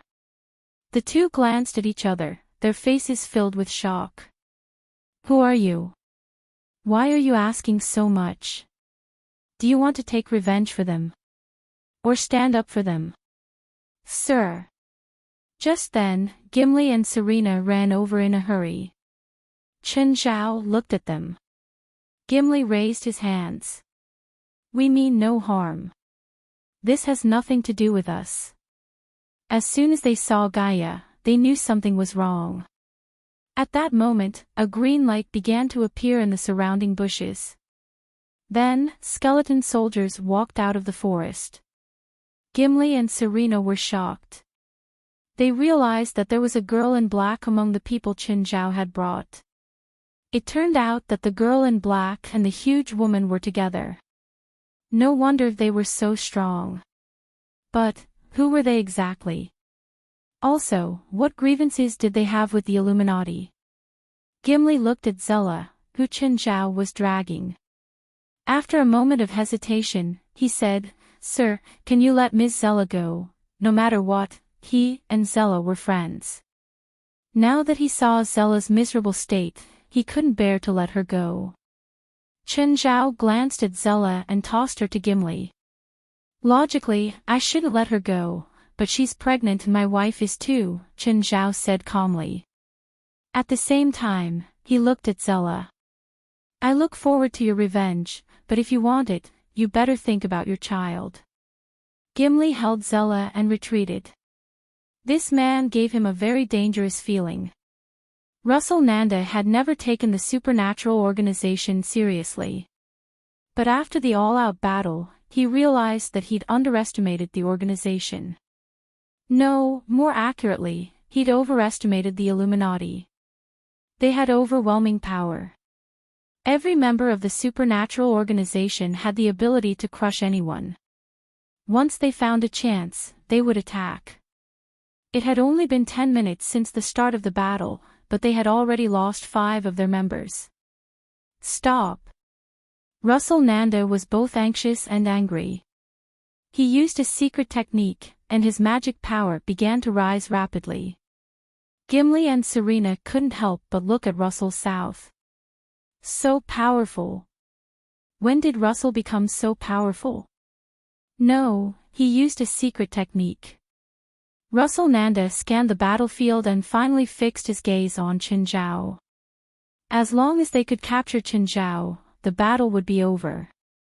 Russell Nanda took advantage of the fact that no one was in front of him and charged at Chen Zhao without a care. However, it seemed that no one came to stop him. Russell Nanda was secretly delighted. He knew that even if he used the secret technique, he wouldn't be able to completely control the supernatural organization. Perhaps he had a chance in a one-on-one fight, but none of the members of the supernatural organization were weak. It was impossible for him to expel all of them. That was why he decided to capture the ringleader first. Jillian and Serena watched as Russell Nanda approached Chen Zhao. They wondered how Chen Zhao would react. However, just as Russell thought he was about to succeed, Chen Zhao swept his leg out and Russell flew away like a rag doll. Everyone's expressions froze. Was Russell Nanda that weak? In their eyes, Chen Zhao's kick was too ordinary. It was so ordinary that no one could find any highlights. This shouldn't be Russell Nanda's true strength. He shouldn't be this weak. Russell Nanda climbed up with difficulty. His eyes were filled with anger and unwillingness, as well as disbelief. How was this possible? How could that man be so strong? Russell Nanda's body wobbled. He couldn't even stand properly. Chen Zhao's kick indeed looked ordinary, but it was powerful. But the key point was that the force was great. This kick almost shattered Russell South's ribs and shoulder blade. The fact that Russell Nanda was still standing was already a testament to his strong willpower. Finally, the North American Light Society surrendered. They couldn't take this kind of massacre anymore. All of their pride and courage had been destroyed by the supernatural organization's ruthless methods. They knelt on the ground with their hands on their heads. The people from the supernatural organization followed the rules. In modern wars, they weren't as ruthless as they were in ancient times. It was the same for most fights in the supernatural world. Do you still want to fight? Your subordinates have all surrendered. Chen Zhao looked at Russell Nanda. Russell Nanda finally couldn't bear the huge physical and psychological trauma. He knelt on the ground and struggled to support his body with his arms. He couldn't stop crying. Because of his arrogance and ignorance, the North American Light Society was greatly injured. Chen Zhao also felt that the massacre was enough. There was no need to continue. The people of the supernatural organization weren't butchers. They could fight with all their strength against demons, but they were facing humans now. Moreover, there were countless pairs of eyes looking at them. If they went too far, they might become the enemy of the entire North American supernatural world. After all, no matter where you were, it was hard to accept killing your own kind. From now on, the North American Light Society will no longer exist. At least in America. I don't want to hear your name, Chen Zhao said calmly. You have to agree to this request whether you want to or not. I'm not asking for your opinions. I'm ordering you to do it. Also, West will talk to you about the compensation. Chen Zhao turned around and gestured at West. I'll leave him to you, Chen Zhao said. West and Russell Nanda were old acquaintances. But in the past, West had been humiliated by Russell Nanda more than once.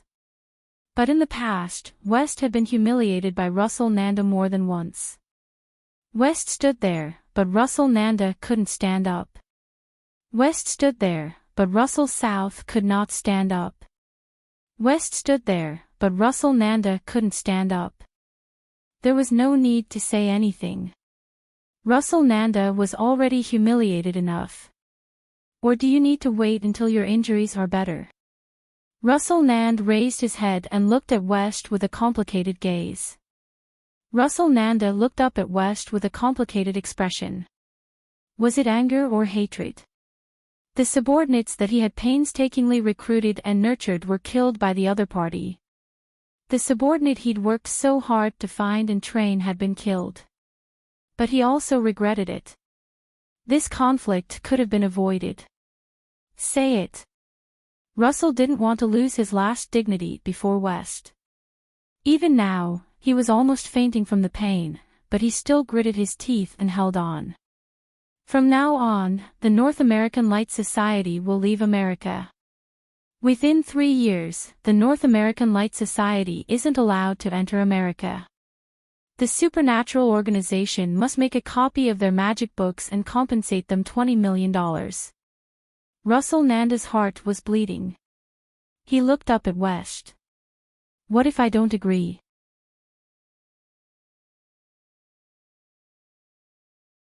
Chapter 1295. Violence could not solve all problems, but it could solve most of them. Russell Nanda and all the members of the North American Light Society were terrified. They no longer dared to think about the consequences of rejecting West's offer. The authority that the North American Illuminati had built up for more than 20 years had long since disappeared.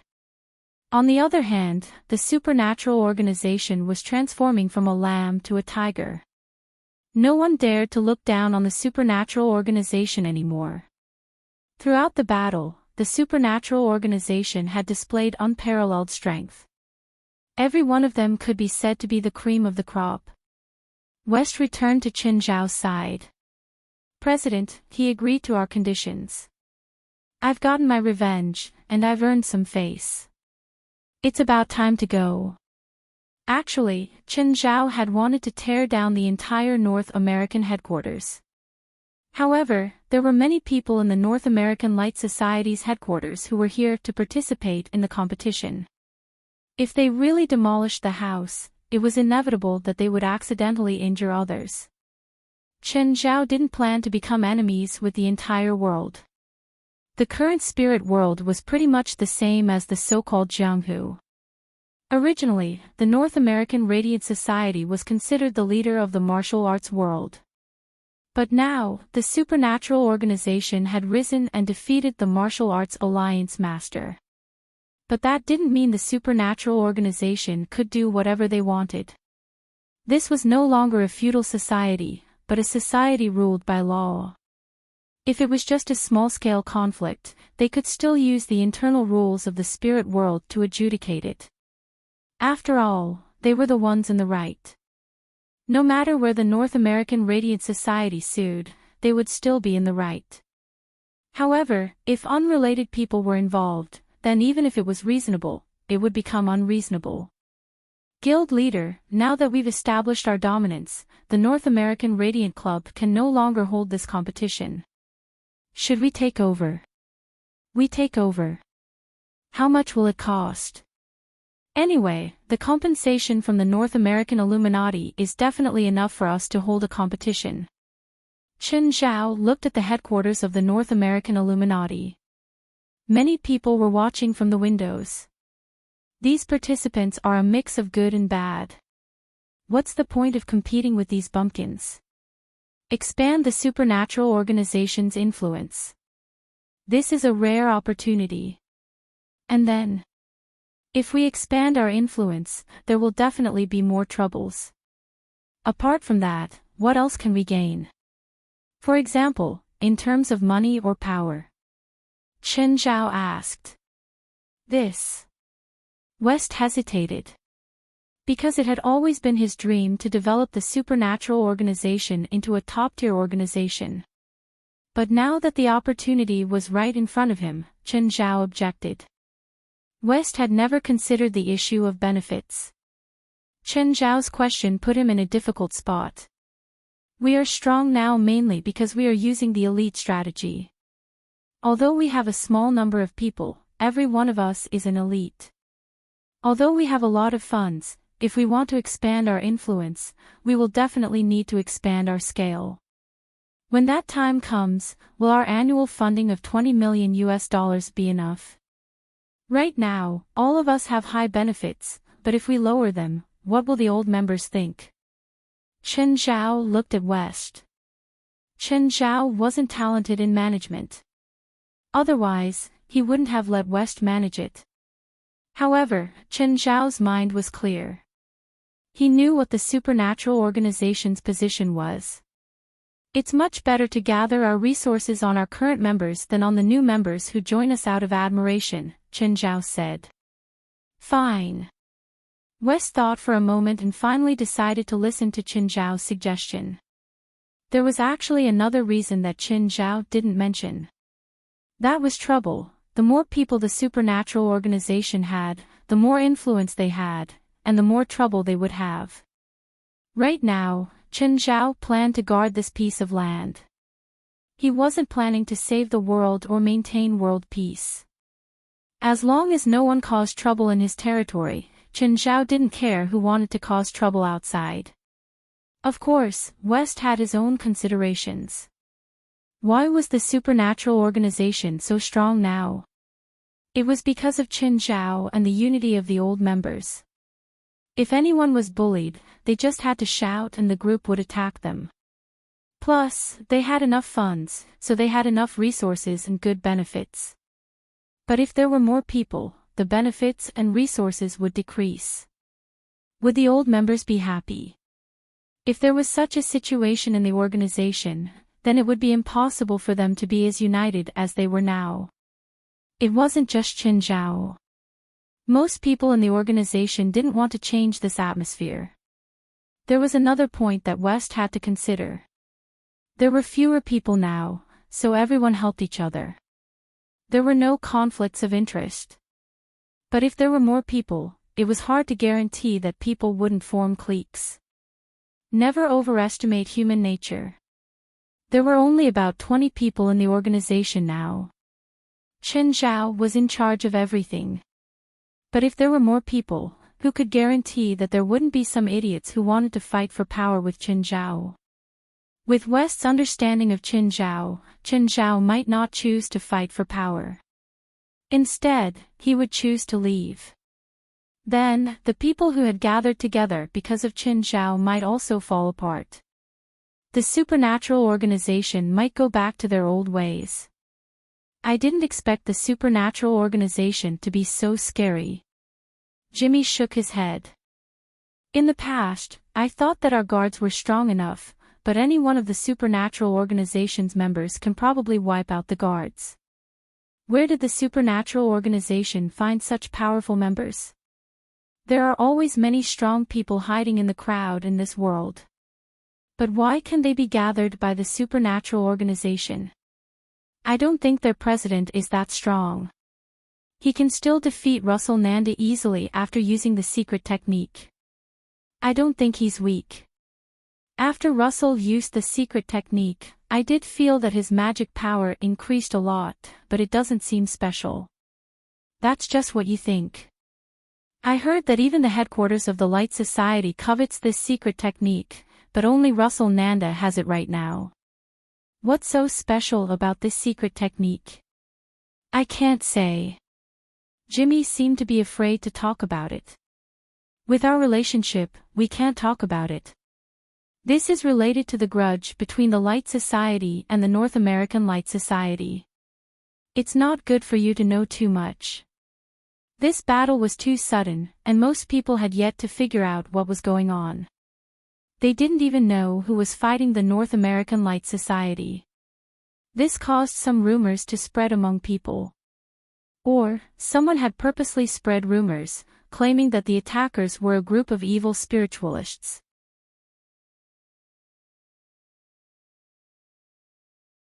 Chapter 1296. The North American Light Society had moved.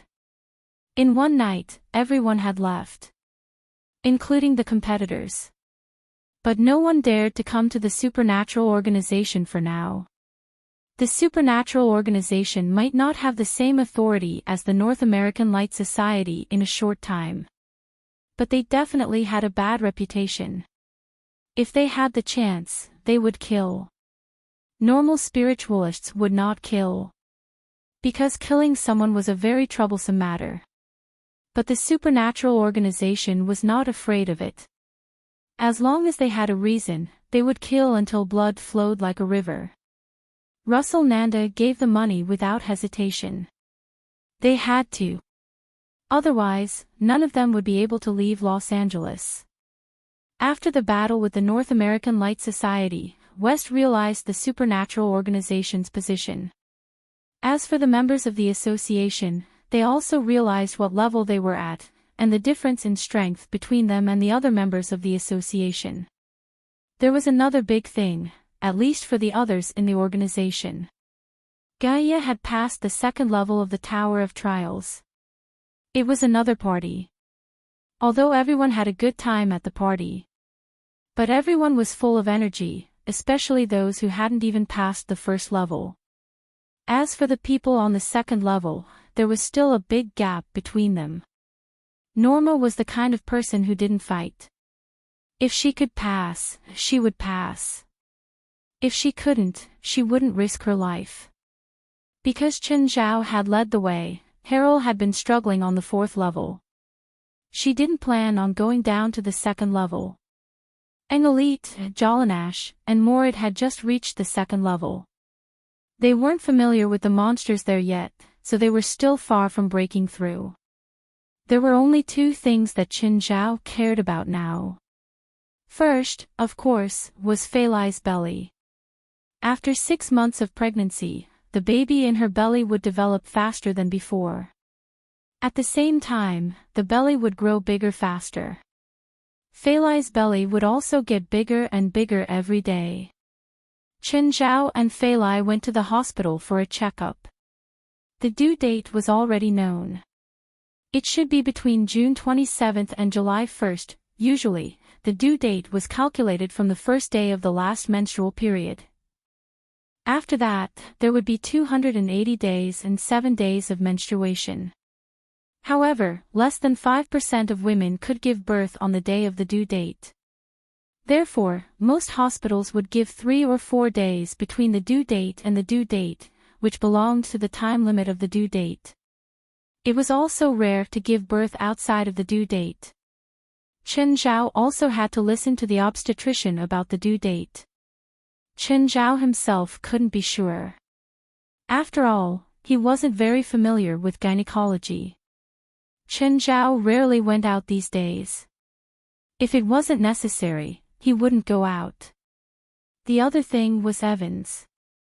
Although Evans had become a lot more cheerful recently, he still saw that thing. The thing that even Qin Zhao couldn't see. For now, Qin Zhao and Gaia were helpless too. There weren't many things that could make the two of them feel helpless, so it was even more uncomfortable. Of course, the current situation was not bad. Evans did not do anything out of the ordinary. "Mr. Qin, can you come to the beer factory?" Felwood called Qin Zhao. "It's almost finished. Come and see if there's anything that needs to be changed." In fact, Felwood didn't need to inform Qin Zhao. Because of the beer factory, Qin Zhao let Denver take care of everything. Qin Zhao had promised that he wouldn't interfere with the management and production. Apart from arranging for Bant to go in, Qin Zhao didn't really care about anything else. Even for the construction of the beer factory, Qin Zhao only went to the construction site occasionally. "Did you inform Mr. Denver?" "Yes, he'll come in the afternoon." "Okay, call me when he arrives," Qin Zhao said. "I'll go over then." They were less than 5 kilometers away from the beer factory. It wouldn't even take 10 minutes to drive there. In the afternoon, Felwood called again to inform Qin Zhao that Denver had arrived. "Mr. Qin." Denver was quite satisfied with Qin Zhao's trust. He liked this kind of cooperation. For example, he could buy as many machines and raw materials as Denver wanted. Of course, the bills had to be written clearly. Qin Zhao nodded. Just then, Felwood walked out to greet the two. "Mr. Qin, Mr. Denver, hello." Felwood brought the two of them around the construction site. "Mr. Qin, Mr. Denver, do you have any plans to modify the main structure of the factory?" Qin Zhao looked at Denver. "I don't know about that. You can ask Mr. Denver. I just looked at the fermentation pond. It's 30 by 30. I don't think it's big enough, so I suggest expanding it or building another fermentation pond." Denver looked at Qin Zhao.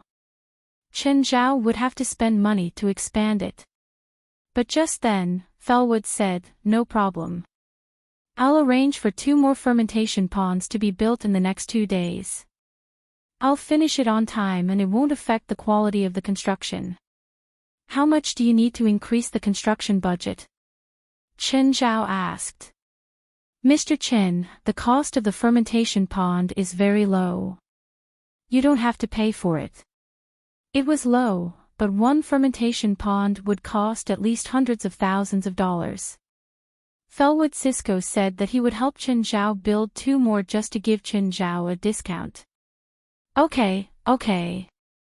If I have any more projects, I'll find you." Qin Zhao nodded. Felwood was overjoyed. In less than 2 years, Qin Zhao had already asked him to do 4 projects. Felwood didn't doubt that Chen Zhao would have new projects. Oh, does your company have experience with island construction? Mr. Chen, what kind of construction are you going to do on the island? Felwood asked. Private island, Chen Zhao said. Felwood Cisco's heart almost jumped out of his throat. It was a huge project. But you might have to wait until next year, Chen Zhao said. Chen Zhao's private island was still moving. He had to wait for it to move to a suitable location before starting construction. Mr. Chen, can you show me the structure of the island and the relevant data? Not yet, Chen Zhao said perfunctorily.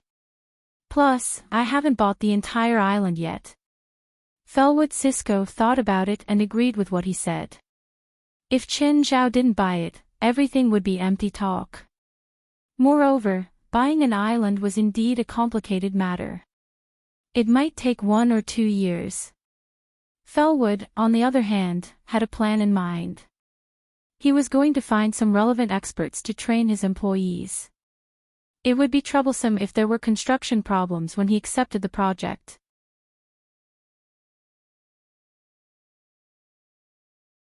Chapter 1297. The construction of the beer factory was basically complete. Now, they just needed to install the machines and then do some testing. The first batch of products would probably be ready by the beginning of May. However, the director of production, Bant, would be in charge of the production and flavoring. Anyway, Bant had promised Chen Zhao that if the taste wasn't good, he would pack up and leave by himself. Usually, Chen Zhao wouldn't put people under him. Chen Zhao couldn't be bothered to fight with Denver. If he really wanted to scheme against them, Chen Zhao wouldn't give Denver those conditions. Moreover, Chen Zhao didn't think that he could beat Denver in this aspect. Instead of working together with a grudge, it was better to trust them wholeheartedly. At first, when Chen Zhao invested in the factory, he wanted to make a small profit. However, after a few interactions with Denver, Chen Zhao realized that if he managed it well, he could make a lot of money. Wang He lay on the bed, panting, with a woman in his arms.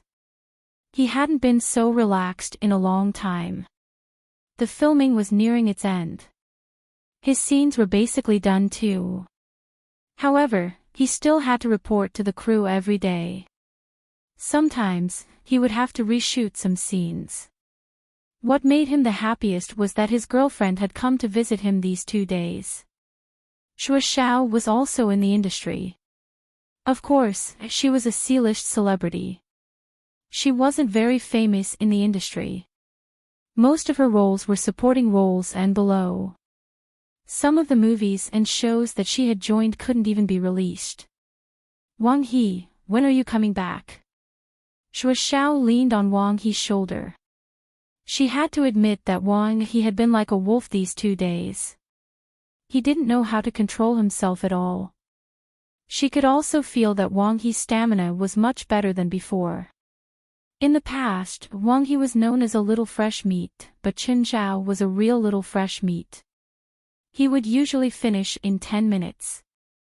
Now, Wang He and Chen Zhao had been intimate for an hour. After recovering, they would start again. About half a month, Wang He said. Then I'll accompany you, Shuo Xiao said. I don't have much work to do recently. The only good thing about being a C-list celebrity was that she was free. She could take on 2 or 3 roles a year and finish filming in 2 weeks. On the other hand, Shuo Xiao had gained some popularity recently. This popularity mainly came from Wang He. Wang He wasn't in the domestic entertainment industry, but there were legends about him everywhere. Meanwhile, Shuo Xiao's popularity was basically because Wang He's fans felt that Shuo Xiao was not worthy of Wang He. Yes, do you have enough money? Enough. Although Shuo Xiao didn't take on many shows, she did go on a lot of shows, so she was quite well off. Shuo Xiao was quite astute, at least more astute than Wang He. No matter how one looked at it, Wang He could be considered a quality stock. He had fame, wealth, and ability. Most importantly, he was quite single-minded. After dating Wang He for 3 to 4 years, their relationship was stable, and Wang He was completely devoted to her. Of course, Xue Xiao still wanted to make use of Wang He's reputation and connections. Wang He, you should know quite a few people in Hollywood now, right? Wang He gave a wry smile. How could I possibly know anyone? It was pure luck that I managed to land this role. However, Xue Xiao didn't think so. To be able to get a role in a Hollywood movie, especially as the male lead, how could it be luck? She was also in the entertainment industry, so she knew very well what a male lead in a movie needed. By the way, will Mr. Steven have an end-of-production party? Yes. Wang He immediately understood. He turned to Xue Xiao and asked, "You want to participate?" Yes. No wonder Xue Xiao was unwilling to return to China. Actually, Wang He could understand Xue Xiao's thoughts. Back when he did not accept the role, he and Xue Xiao had the same thoughts. Attending Hollywood parties everywhere and making friends with Hollywood bigwigs everywhere. Before the audition ended, he had attended no less than 20 parties. He knew quite a lot of people, but this so-called acquaintance was just a nod of acquaintance and a few drinks. But in the end, none of them were of use. At this moment, Wang He thought of that big demon king again. Would that person come to Mr. Steven's end-of-production party? That seemed possible. That man was on such good terms with Steven, there was no way he wouldn't come. Looking at Xue Xiao's expectant eyes, Wang He could not refuse.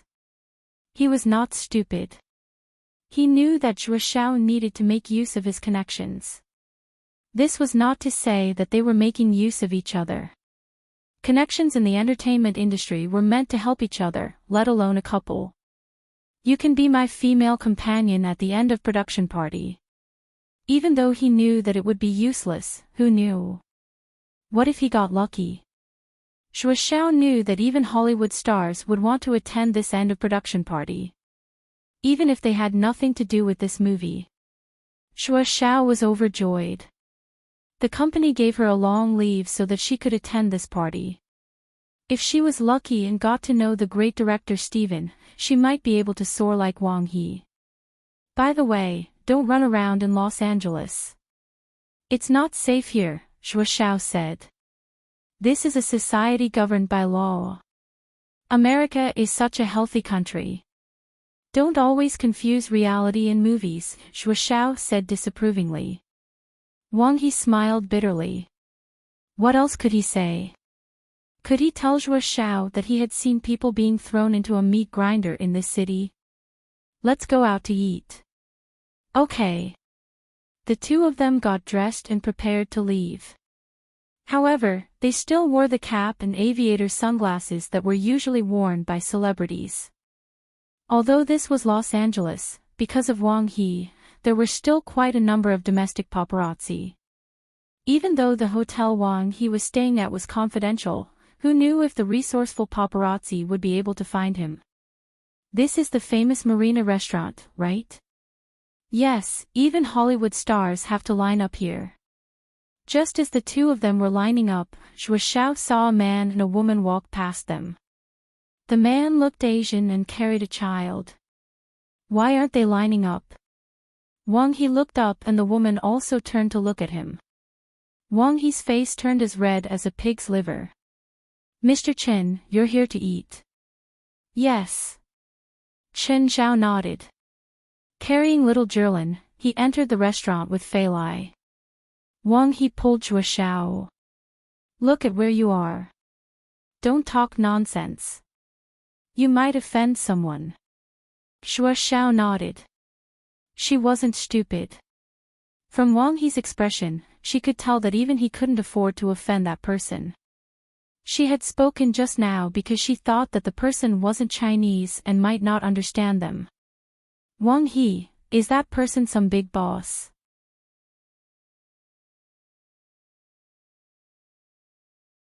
Chapter 1298. Wang He and Xue Xiao entered the restaurant and sat down. Is he Chinese too? Shuo Xiao asked. Yes, Wang He answered casually. He really didn't want to talk about that person. Shuo Xiao didn't see through Wang He's thoughts and continued asking with interest. What does he do? Is he in the film industry too? No, don't ask.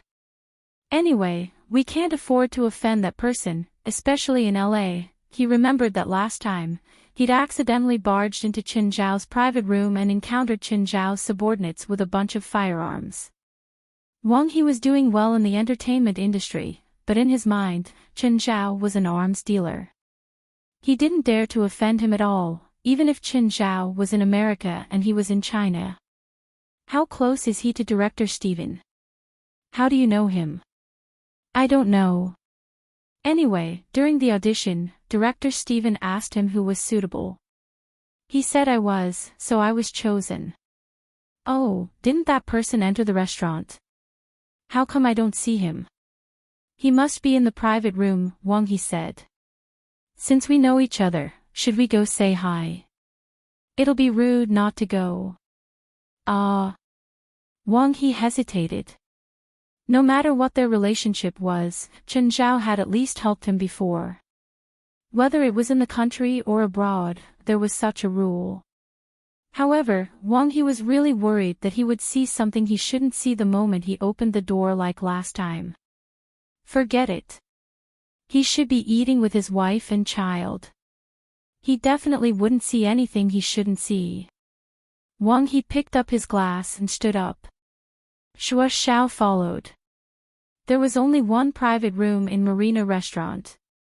They'd been here last time too. Just as Shuo Xiao was about to open the door, Wang He stopped her. Knock. Don't be rude, Wang He said. Knock, knock. Come in. Qin Zhao's voice came from inside. Hello, Mr. Qin. Hello, lady, Wang He said. I'm here to say hi. Oh, hello. Who is this lady? Shuo Xiao, I'm Wang He's girlfriend. Hello. This is my girlfriend, Fei Lai. This is my daughter. When Wang He and Shuo Xiao saw little Zhilin sitting at the table, they suddenly felt an indescribable sense of cuteness. Sit down, let's chat for a while. Will I disturb you? Not at all. Please take a seat. Fei Lai didn't mind and invited them to sit. How's the filming going? My scenes are almost done, but the filming is still in the final stage, Wang He said. Speaking of which, I should thank Mr. Qin for helping me fight for this opportunity. It doesn't have much to do with me. It's mainly because your acting skills are good and you're very popular in the country. After the movie is released in the country, we need you to drive the box office. Mr. Chen, the filming is expected to end in 2 weeks. Mr. Stevens' party is scheduled for May 2nd. Will you be there? I'm not going, I'm not going, I'm not going. Little Zhilin immediately shouted with a terrified expression. Godfather wants to prick little Zhilin with his beard the moment he sees her. Everyone in the private room laughed, but Shuo Xiao's heart was slightly moved. Is director Steven the girl's godfather? I really envy her. Fei Lai, do you want to go? Qin Zhao asked. Not really, but if we don't go after he invites us, he'll come to our house again and disturb our time alone. I'll just prepare a gift for him. If he disturbs us again, I'll release the dog to bite him. Dad, can you not release the dog? If it hurts Godfather, he might not love little Zhilin anymore. Zhilin was conflicted again. I thought you didn't like your godfather. Little Zhilin likes him, but she doesn't like him prickling me with his beard. Just then, someone suddenly appeared outside the door. It was Nafa Twain. Nafa Twain stood at the door and knocked. Hi, Chen, am I disturbing you? Hello, Mr. Nafa. Wang He and Shuo Xiao both recognized him. He was a Hollywood A-list movie star. The two immediately became cautious. After all, this was a real celebrity. At least, Nafa Twain was definitely 100 times more famous internationally than them. Want to come? Chen Zhao asked. Chen, can we talk outside? Chen Zhao stood up and said to Wang He and Zhou Shao, excuse me. Chen Zhao and Nafa Twain walked to the door. Mr. Nafa, how can I help you? Call me Twain. My friends all call me Twain. Okay, Twain. Chen, I want to ask if you have cash on hand. Chen Zhao was stunned. He looked at Nafa Twain, somewhat surprised. To be honest, he really wasn't familiar with Nafa Twain. Even though they owned the restaurant together, they'd actually met less than 5 times. Even before today, the two of them still used honorifics to address each other. But today, Nafa Twain wanted to borrow money from him. To be honest, the money from the treasure hunt hadn't been transferred into Chen Zhao's account yet. However, Chen Zhao still had $30 million in his account. As long as Nafa Twain didn't ask for much, Chen Zhao could still afford it. But the key question was, why? Why should he borrow money?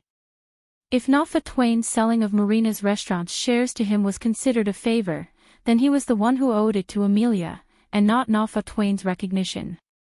Amira was the one who'd helped Chen Zhao negotiate. Nafa Twain didn't go back empty-handed either. Twain, you're an A-list superstar, Chen Zhao said, smiling. You should have more money than me. I invested in a movie recently, but the box office wasn't very good, Nafa Twain said helplessly. I have almost zero cash right now. Chen Zhao knew that tycoons with huge assets usually only had around 5% of their total assets in cash. For these capitalists, putting more than 5% in the bank was a loss. For example, Chen Zhao was currently converting his cash into investment projects. Of course, the difference was that he didn't borrow money from the bank. So, if one of Chen Zhao's projects failed, it would just be a loss. It wouldn't affect Chen Zhao's credit. I need $30 million, Nafa Twain said. I can guarantee that I'll pay it back in 3 months, and the interest will definitely be higher than the bank, Nafa Twain said. Can you tell me where you need money? Chen Zhao asked.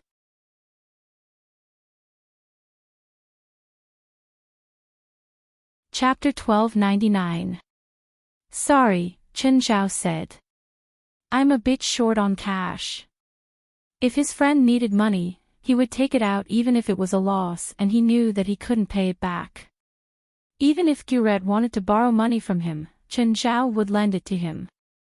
Because they'd been in close contact before, they knew each other very well.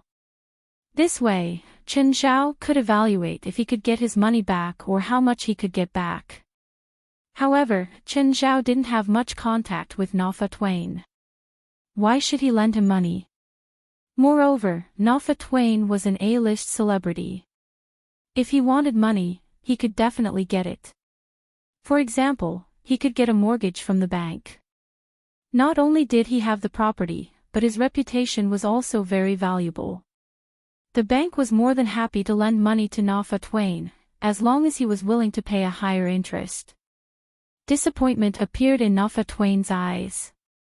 Regardless of whether Chen Zhao was telling the truth or lying, their conversation had reached an impasse. I can use the shares of Marina's restaurant as a mortgage, Nafa Twain said.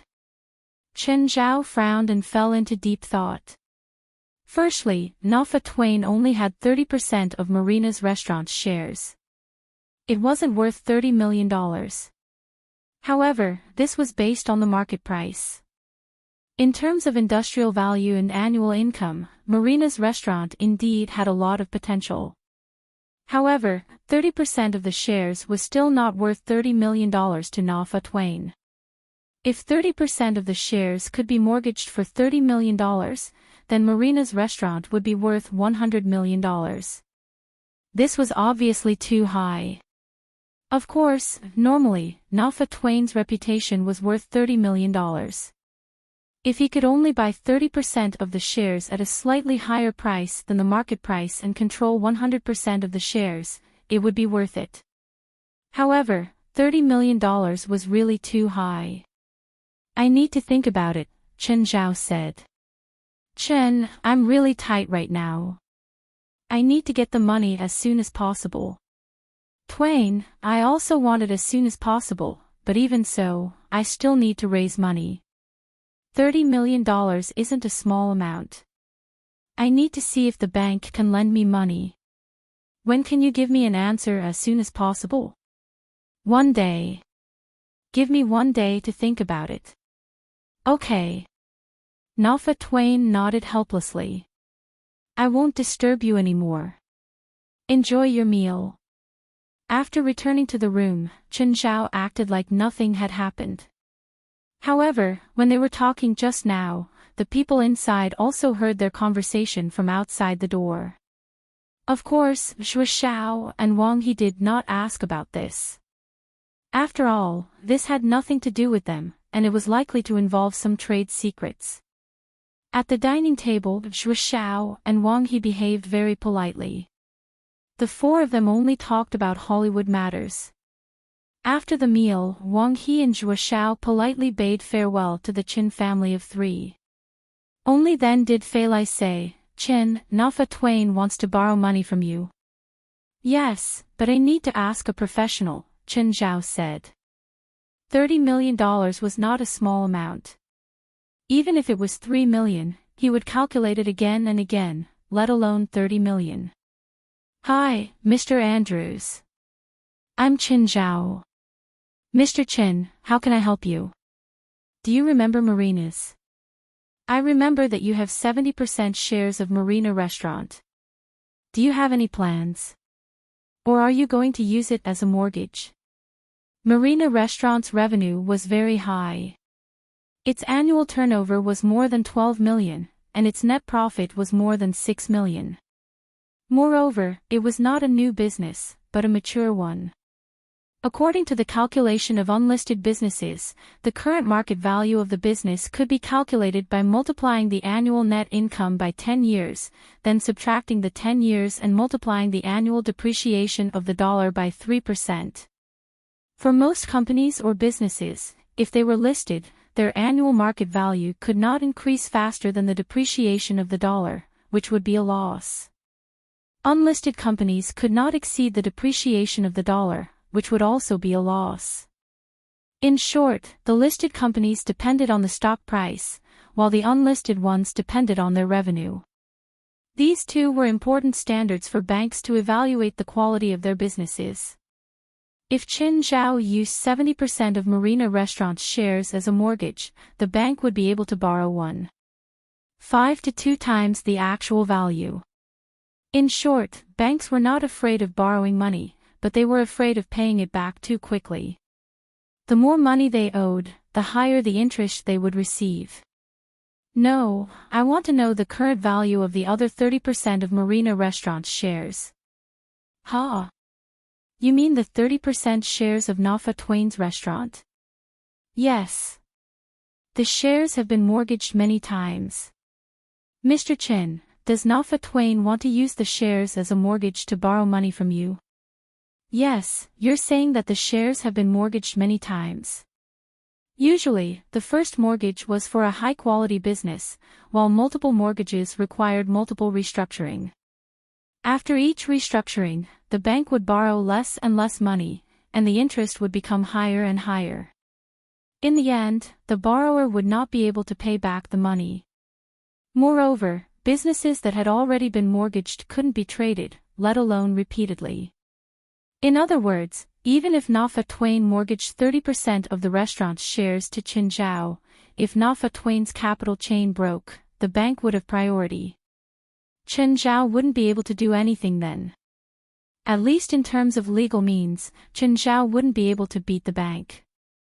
Of course, if the shares ended up in the bank's hands, it would be a good thing. The bank would definitely sell it to Chen Zhao first based on business principles. This was also because Chen Zhao's shares had clear ownership and the bank needed funds. Another possibility was that the bank would find a professional manager to take over the business and run it for profit. However, usually, when an individual had absolute shares, the bank would not find a professional manager because Chen Zhao had absolute decision-making power. Even a stock god would not have the right to order Chen Zhao around. How much does Nafa Twain owe the bank? $230 million. Chen Zhao gasped. How does he owe so much money?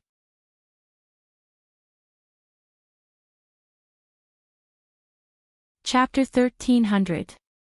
Chen Zhao was a bit angry. Because Nafa Twain had lied to him. He hadn't succeeded.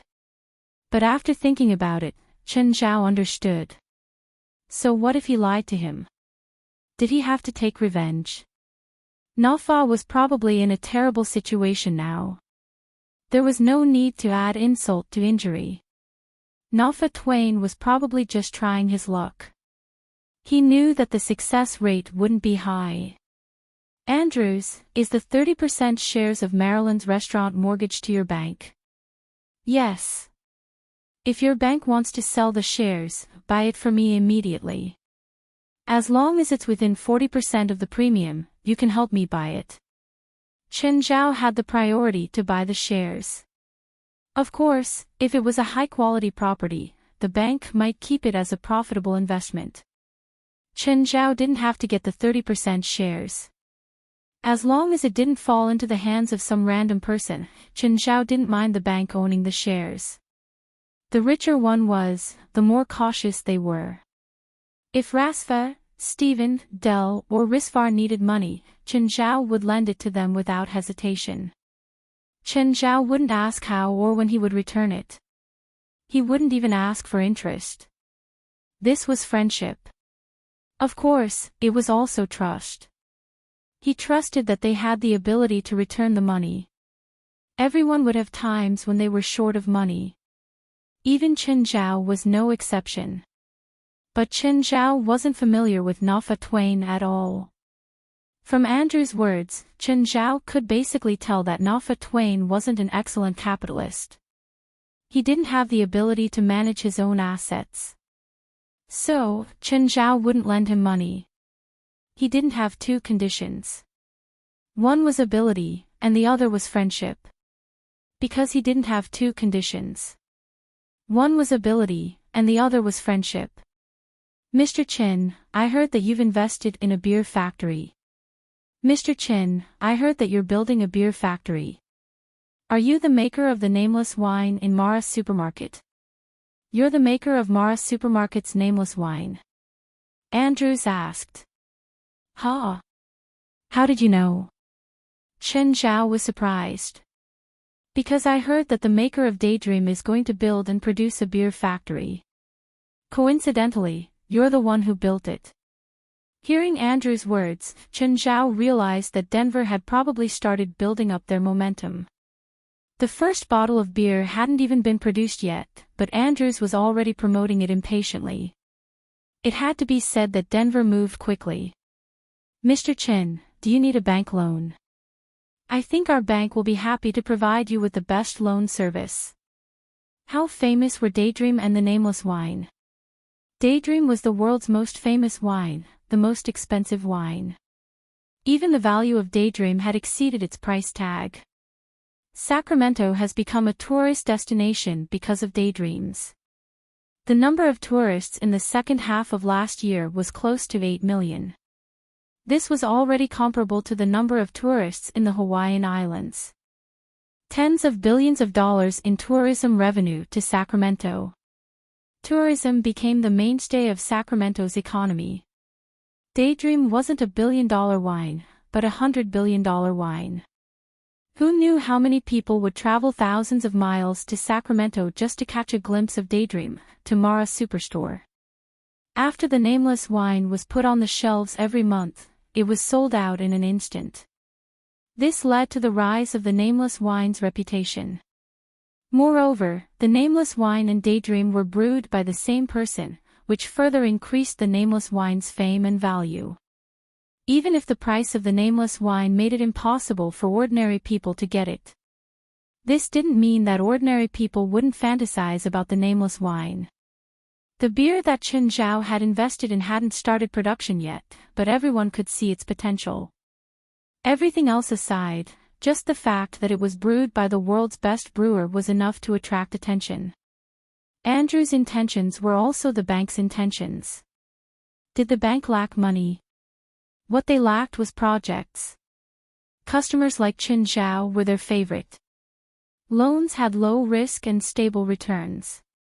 But customers like Chen Zhao were also the most troublesome. Chen Zhao didn't lack money.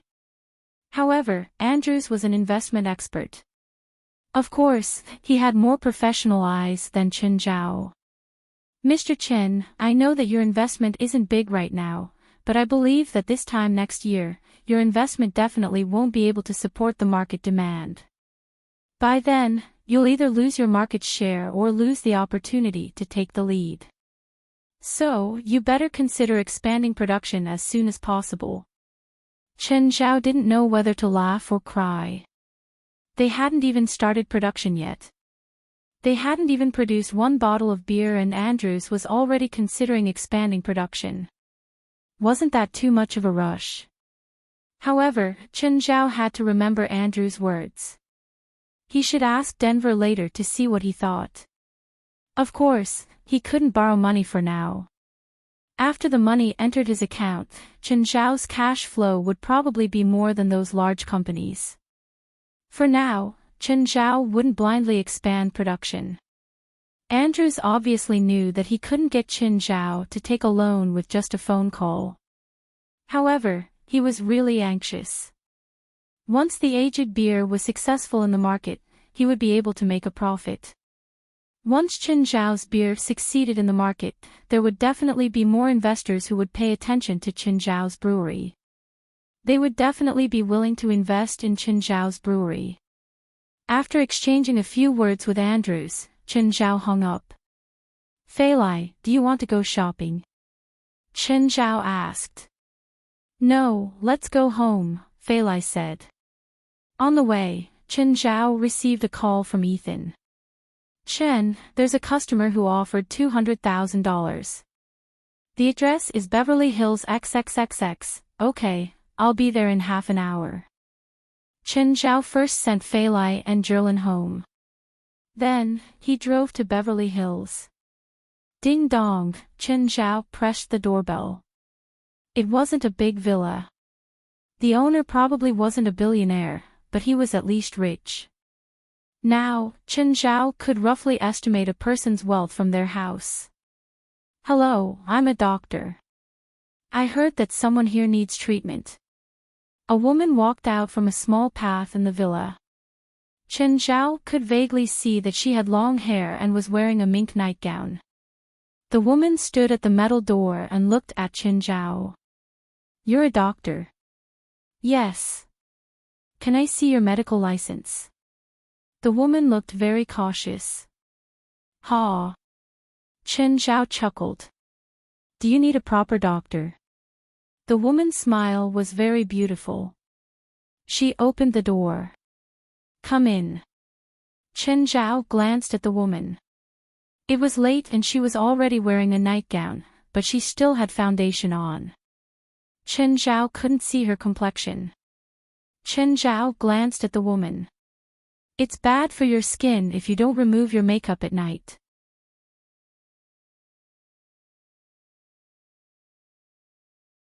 Chapter 1301. Any woman would know that not removing makeup at night was bad for their skin. It was even more impossible for a beautiful woman not to know this. I'm Marcia Klaus. Are you a filmmaker? Chen Zhao asked. No, it's a TV show, West, Marcia Klaus said. No wonder Chen Zhao didn't usually watch movies. Instead, he watched TV shows at home. That was why he felt that Marcia Klaus looked familiar. Chen Zhao also remembered which character Marcia Klaus was playing. However, Marcia Klaus looked a bit different from the character in West, so Chen Zhao couldn't recognize her immediately. Marcia Klaus led Chen Zhao into the living room. The villa wasn't small, but Marcia Klaus was the only person in it. It was obvious that Marcia Klaus was still wary of Chen Zhao. "Miss Marcia, is there anything I can do for you?" Just then, Marcia Klaus pulled her hair down. Chen Zhao looked up. Damn. Bald. Marcia Klaus was wearing a wig. She wasn't completely bald, but for a beauty like her, hair loss and baldness were definitely unbearable. Moreover, she was a female star. If her current look was spread, her previous look would be ruined. "Can you cure hair loss?" Chen Zhao looked at her. "I need you to wash off the foundation on your face." Chen Zhao needed to see Marcia Klaus' complexion to determine the cause of her hair loss. Normally, it was more likely that Marcia Klaus had a problem with her liver, which caused her detoxification to go haywire and hair loss. Marcia Klaus was hesitant. As a female star, she wouldn't show her bare face to anyone other than her close ones, not even her father. That was why she was hesitating. However, she only hesitated for a while. In the end, she stood up and went to the bathroom to remove her makeup. 10 minutes later, Marcia Klaus came out of the bathroom. Marcia Klaus' skin wasn't very good. There were some spots on her face, and her pores were large. She also had undeniable dark circles. In terms of age, Western women aged earlier than Eastern women. This was due to the difference in skin quality. She was already 30 years old and had begun to enter the skin decay period. On the screen, there were always female stars in their 40s who were still sexy and enchanting, but that was the result of meticulous dressing. Besides, there were also a lot of manual surgeries and maintenance outside of the screen. Ordinary people would never be able to understand the price female celebrities had to pay for their beauty. Botox injections, dermabrasion, facelifts, laser spots removal. Female celebrities could sell their souls to the devil for their beauty. Of course, Marcia Klaus was still beautiful. This was her temperament and foundation, even if there were imperfections. "Has your schedule been messy lately? Are there any illegal things?" Chen Zhao asked. Marcia Klaus thought for a moment and nodded. Yes. Obviously, Marcia Klaus was poisoned. Of course, it wasn't that someone had poisoned her, but that there was a problem with her detoxification.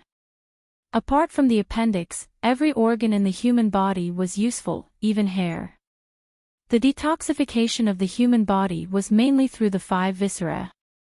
The first detoxification was through the intestines and stomach. This was the organ that expelled most of the toxins. Then, some of the toxins would enter the bloodstream. At this time, the liver and gallbladder would begin to detoxify the toxins produced by food that entered the bloodstream. But once there was a problem with the liver and gallbladder, the toxin processing system wouldn't work and the toxins would return to the bloodstream. At this time, the body's hair would start to absorb the toxins. This was also the body's protective mechanism. The pores, on the other hand, would die due to the toxins, causing hair loss. Some people's pores were large and filth flowed out because the hair follicles had absorbed the toxins from the body. Some could recover and continue growing through detoxification treatment. This was the so-called detoxification and beautification. Some people's hair follicles were seriously damaged. The cells had been poisoned to death and necrosis.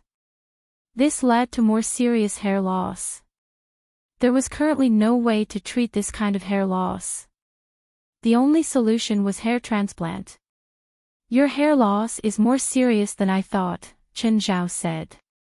"Your hair follicles are necrotic. If you're going to repeat the diagnosis of the doctor in the hospital, then please leave my house.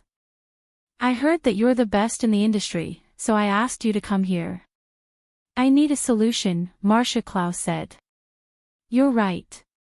Chen Zhao narrowed his eyes and stared at Marcia Klaus. "Do you want a long-term treatment or a short-term one?" "Oh. You have a solution." Marcia Klaus' eyes brightened. You said it yourself. I'm the best in the industry. Chen Zhao shrugged. Up until now, none of the patients I've accepted have failed or died. Then tell me the difference between a long-term treatment and a short-term treatment.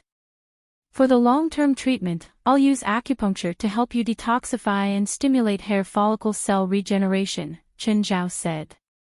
It'll be 6 months and 12 treatments. Each treatment will cost $100,000. Of course, you can start paying when there's an effect. I believe in my ability and your credibility. What about the short-term treatment? I can give you thick hair in a week. At least, it won't be as bumpy as you are now, Chen Zhao said. In this week, I'll come every day. The total cost will be $2 million. You can pay after the treatment. However, because your hair follicle cells have died, there's a high chance that you'll lose your hair again. You might have to pay the same treatment next time. Of course, I'll solve the same problem for you for free in a year. After a year, you'll have to pay because the natural cycle of hair replacement is also a year. Can I do both long-term and short-term treatments at the same time? Marcia Klaus asked. She could accept paying $2 million at a time, but she couldn't afford it if she had to pay it once a year. She was a celebrity, but she wasn't a superstar. $2 million was still a huge expense for her.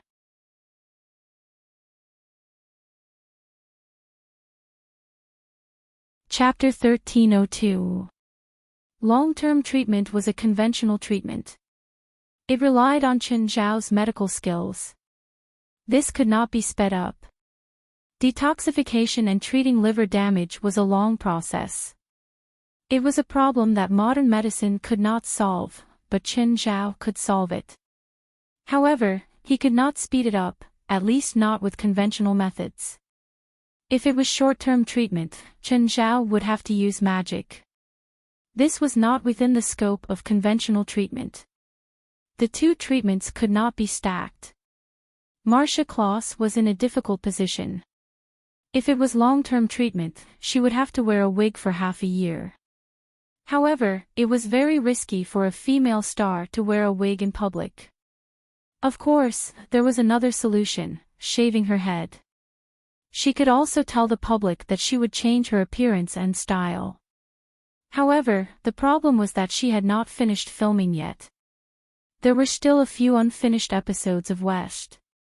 American dramas were usually filmed while they were being broadcast. The script might be changed halfway. If the ratings were not good, it might be cut off halfway. If she hastily changed her appearance, it was very likely that her character would directly die. However, West's ratings and online popularity were very high. She had also received many good reviews and her popularity had skyrocketed. To her, she could not lose her role in West. Shaving her head was definitely not a good choice. So, she could only choose short-term treatment. If it's short-term treatment, how long can I grow in 7 days? Marcia Klaus asked. About your shoulders. In fact, Chen Zhao could let Marcia Klaus have long hair in an instant, but that would be too rash. So Chen Zhao planned to make her hair grow longer bit by bit. Chen Zhao's excuse was drug stimulation. Although I studied drama in university, I know common sense. Under normal circumstances, a person's hair can't grow so fast. Marcia Klaus indeed asked this question. I have special drugs and my acupuncture techniques. I can stimulate your scalp and make your hair grow into a buzz cut in one night. Can you make it longer? Yes, but add the fee, Chen Zhao said. $300,000 per treatment. I need short-term treatment. What do I need to do? Shave your head first, Chen Zhao said. Shave. Marcia Klaus's expression changed instantly. If Chen Zhao's treatment didn't work, wouldn't he have shaved his hair for nothing? Who would be responsible then? Should they ask this illegal doctor to compensate them? Whether you shave your head or not, you need to wear a wig. If the outside world sees your bald head, you might as well shave it. At least you can find an excuse to cover it up. Marcia Klaus hesitated for a long time, her eyes flickering. What if your treatment doesn't work? You're not the first hair loss patient I've treated, Chen Zhao said. Marcia Klaus bit her lower lip and thought about it, but still couldn't make up her mind. Will there be any side effects? I won't. All my patients have a 100% positive review, Chen Zhao said indifferently. I've never failed. Okay, I want short-term treatment, Marcia Klaus said. Do you want me to shave your hair, or do you want to do it yourself? You do it. Marcia Klaus couldn't do it, even if her hair was full of holes. Marcia Klaus found a razor for Chen Zhao. Chen Zhao pressed on Marcia Klaus' head. Feeling the rustling on her head, Marcia Klaus was in a bad mood. Your abnormal hair loss has been going on for half a year, right? Yes. At first, I thought it was normal hair loss, but in the past 2 months, it's been a bit excessive. Some parts are completely exposed. Chen Zhao quickly pushed all of Marcia Klaus' hair away. Feeling the cold wind on her head, Marcia Klaus' mood worsened. Luckily, she wasn't facing a mirror, or she would definitely go crazy. Then Chen Zhao started inserting silver needles into Marcia Klaus' head. Also, he applied some unknown potions on it. Actually, this short-term treatment was just for show. In reality, Chen Zhao still had to use the healing spell he'd learned from the handsome guy. This acupuncture was actually just a normal detoxification for Marcia Klaus. After half an hour, Chen Zhao started withdrawing the needles. Marcia Klaus asked, "Done?" "All right, you can reach out and touch your head." Marcia Klaus touched her head. Indeed, her hair had grown by around 1 centimeter. Had this guy really shaved off all his hair before? Marcia Klaus touched the part where she'd lost her hair. Indeed, hair had grown out. This was amazing. How did this man do it? She'd actually grown such long hair in such a short time. Marcia Klaus picked up the mirror and looked at it. Her hair was very short, only half an inch long. However, it was very dense and the growth was gratifying. "Mr. Chen, thank you for your treatment." "No need. It's what I should do," Chen Zhao said calmly. "Tomorrow afternoon, I'll come for the second treatment. I'll leave my number. If you're not home or don't have time, call me." "Okay, wait a moment. I'll write you a check." "Not now," Chen Zhao said. "I said that after I finish the treatment, I'll pay in one go." Just then, Chen Zhao's phone rang again. It was Kohler. Chen Zhao picked it up. "Hey, Chen, it's me." "Kohler, you still remember me, right?" "Yes, I remember," Chen Zhao replied. "What's up? Can you come to our team's training hall? Is there a problem?"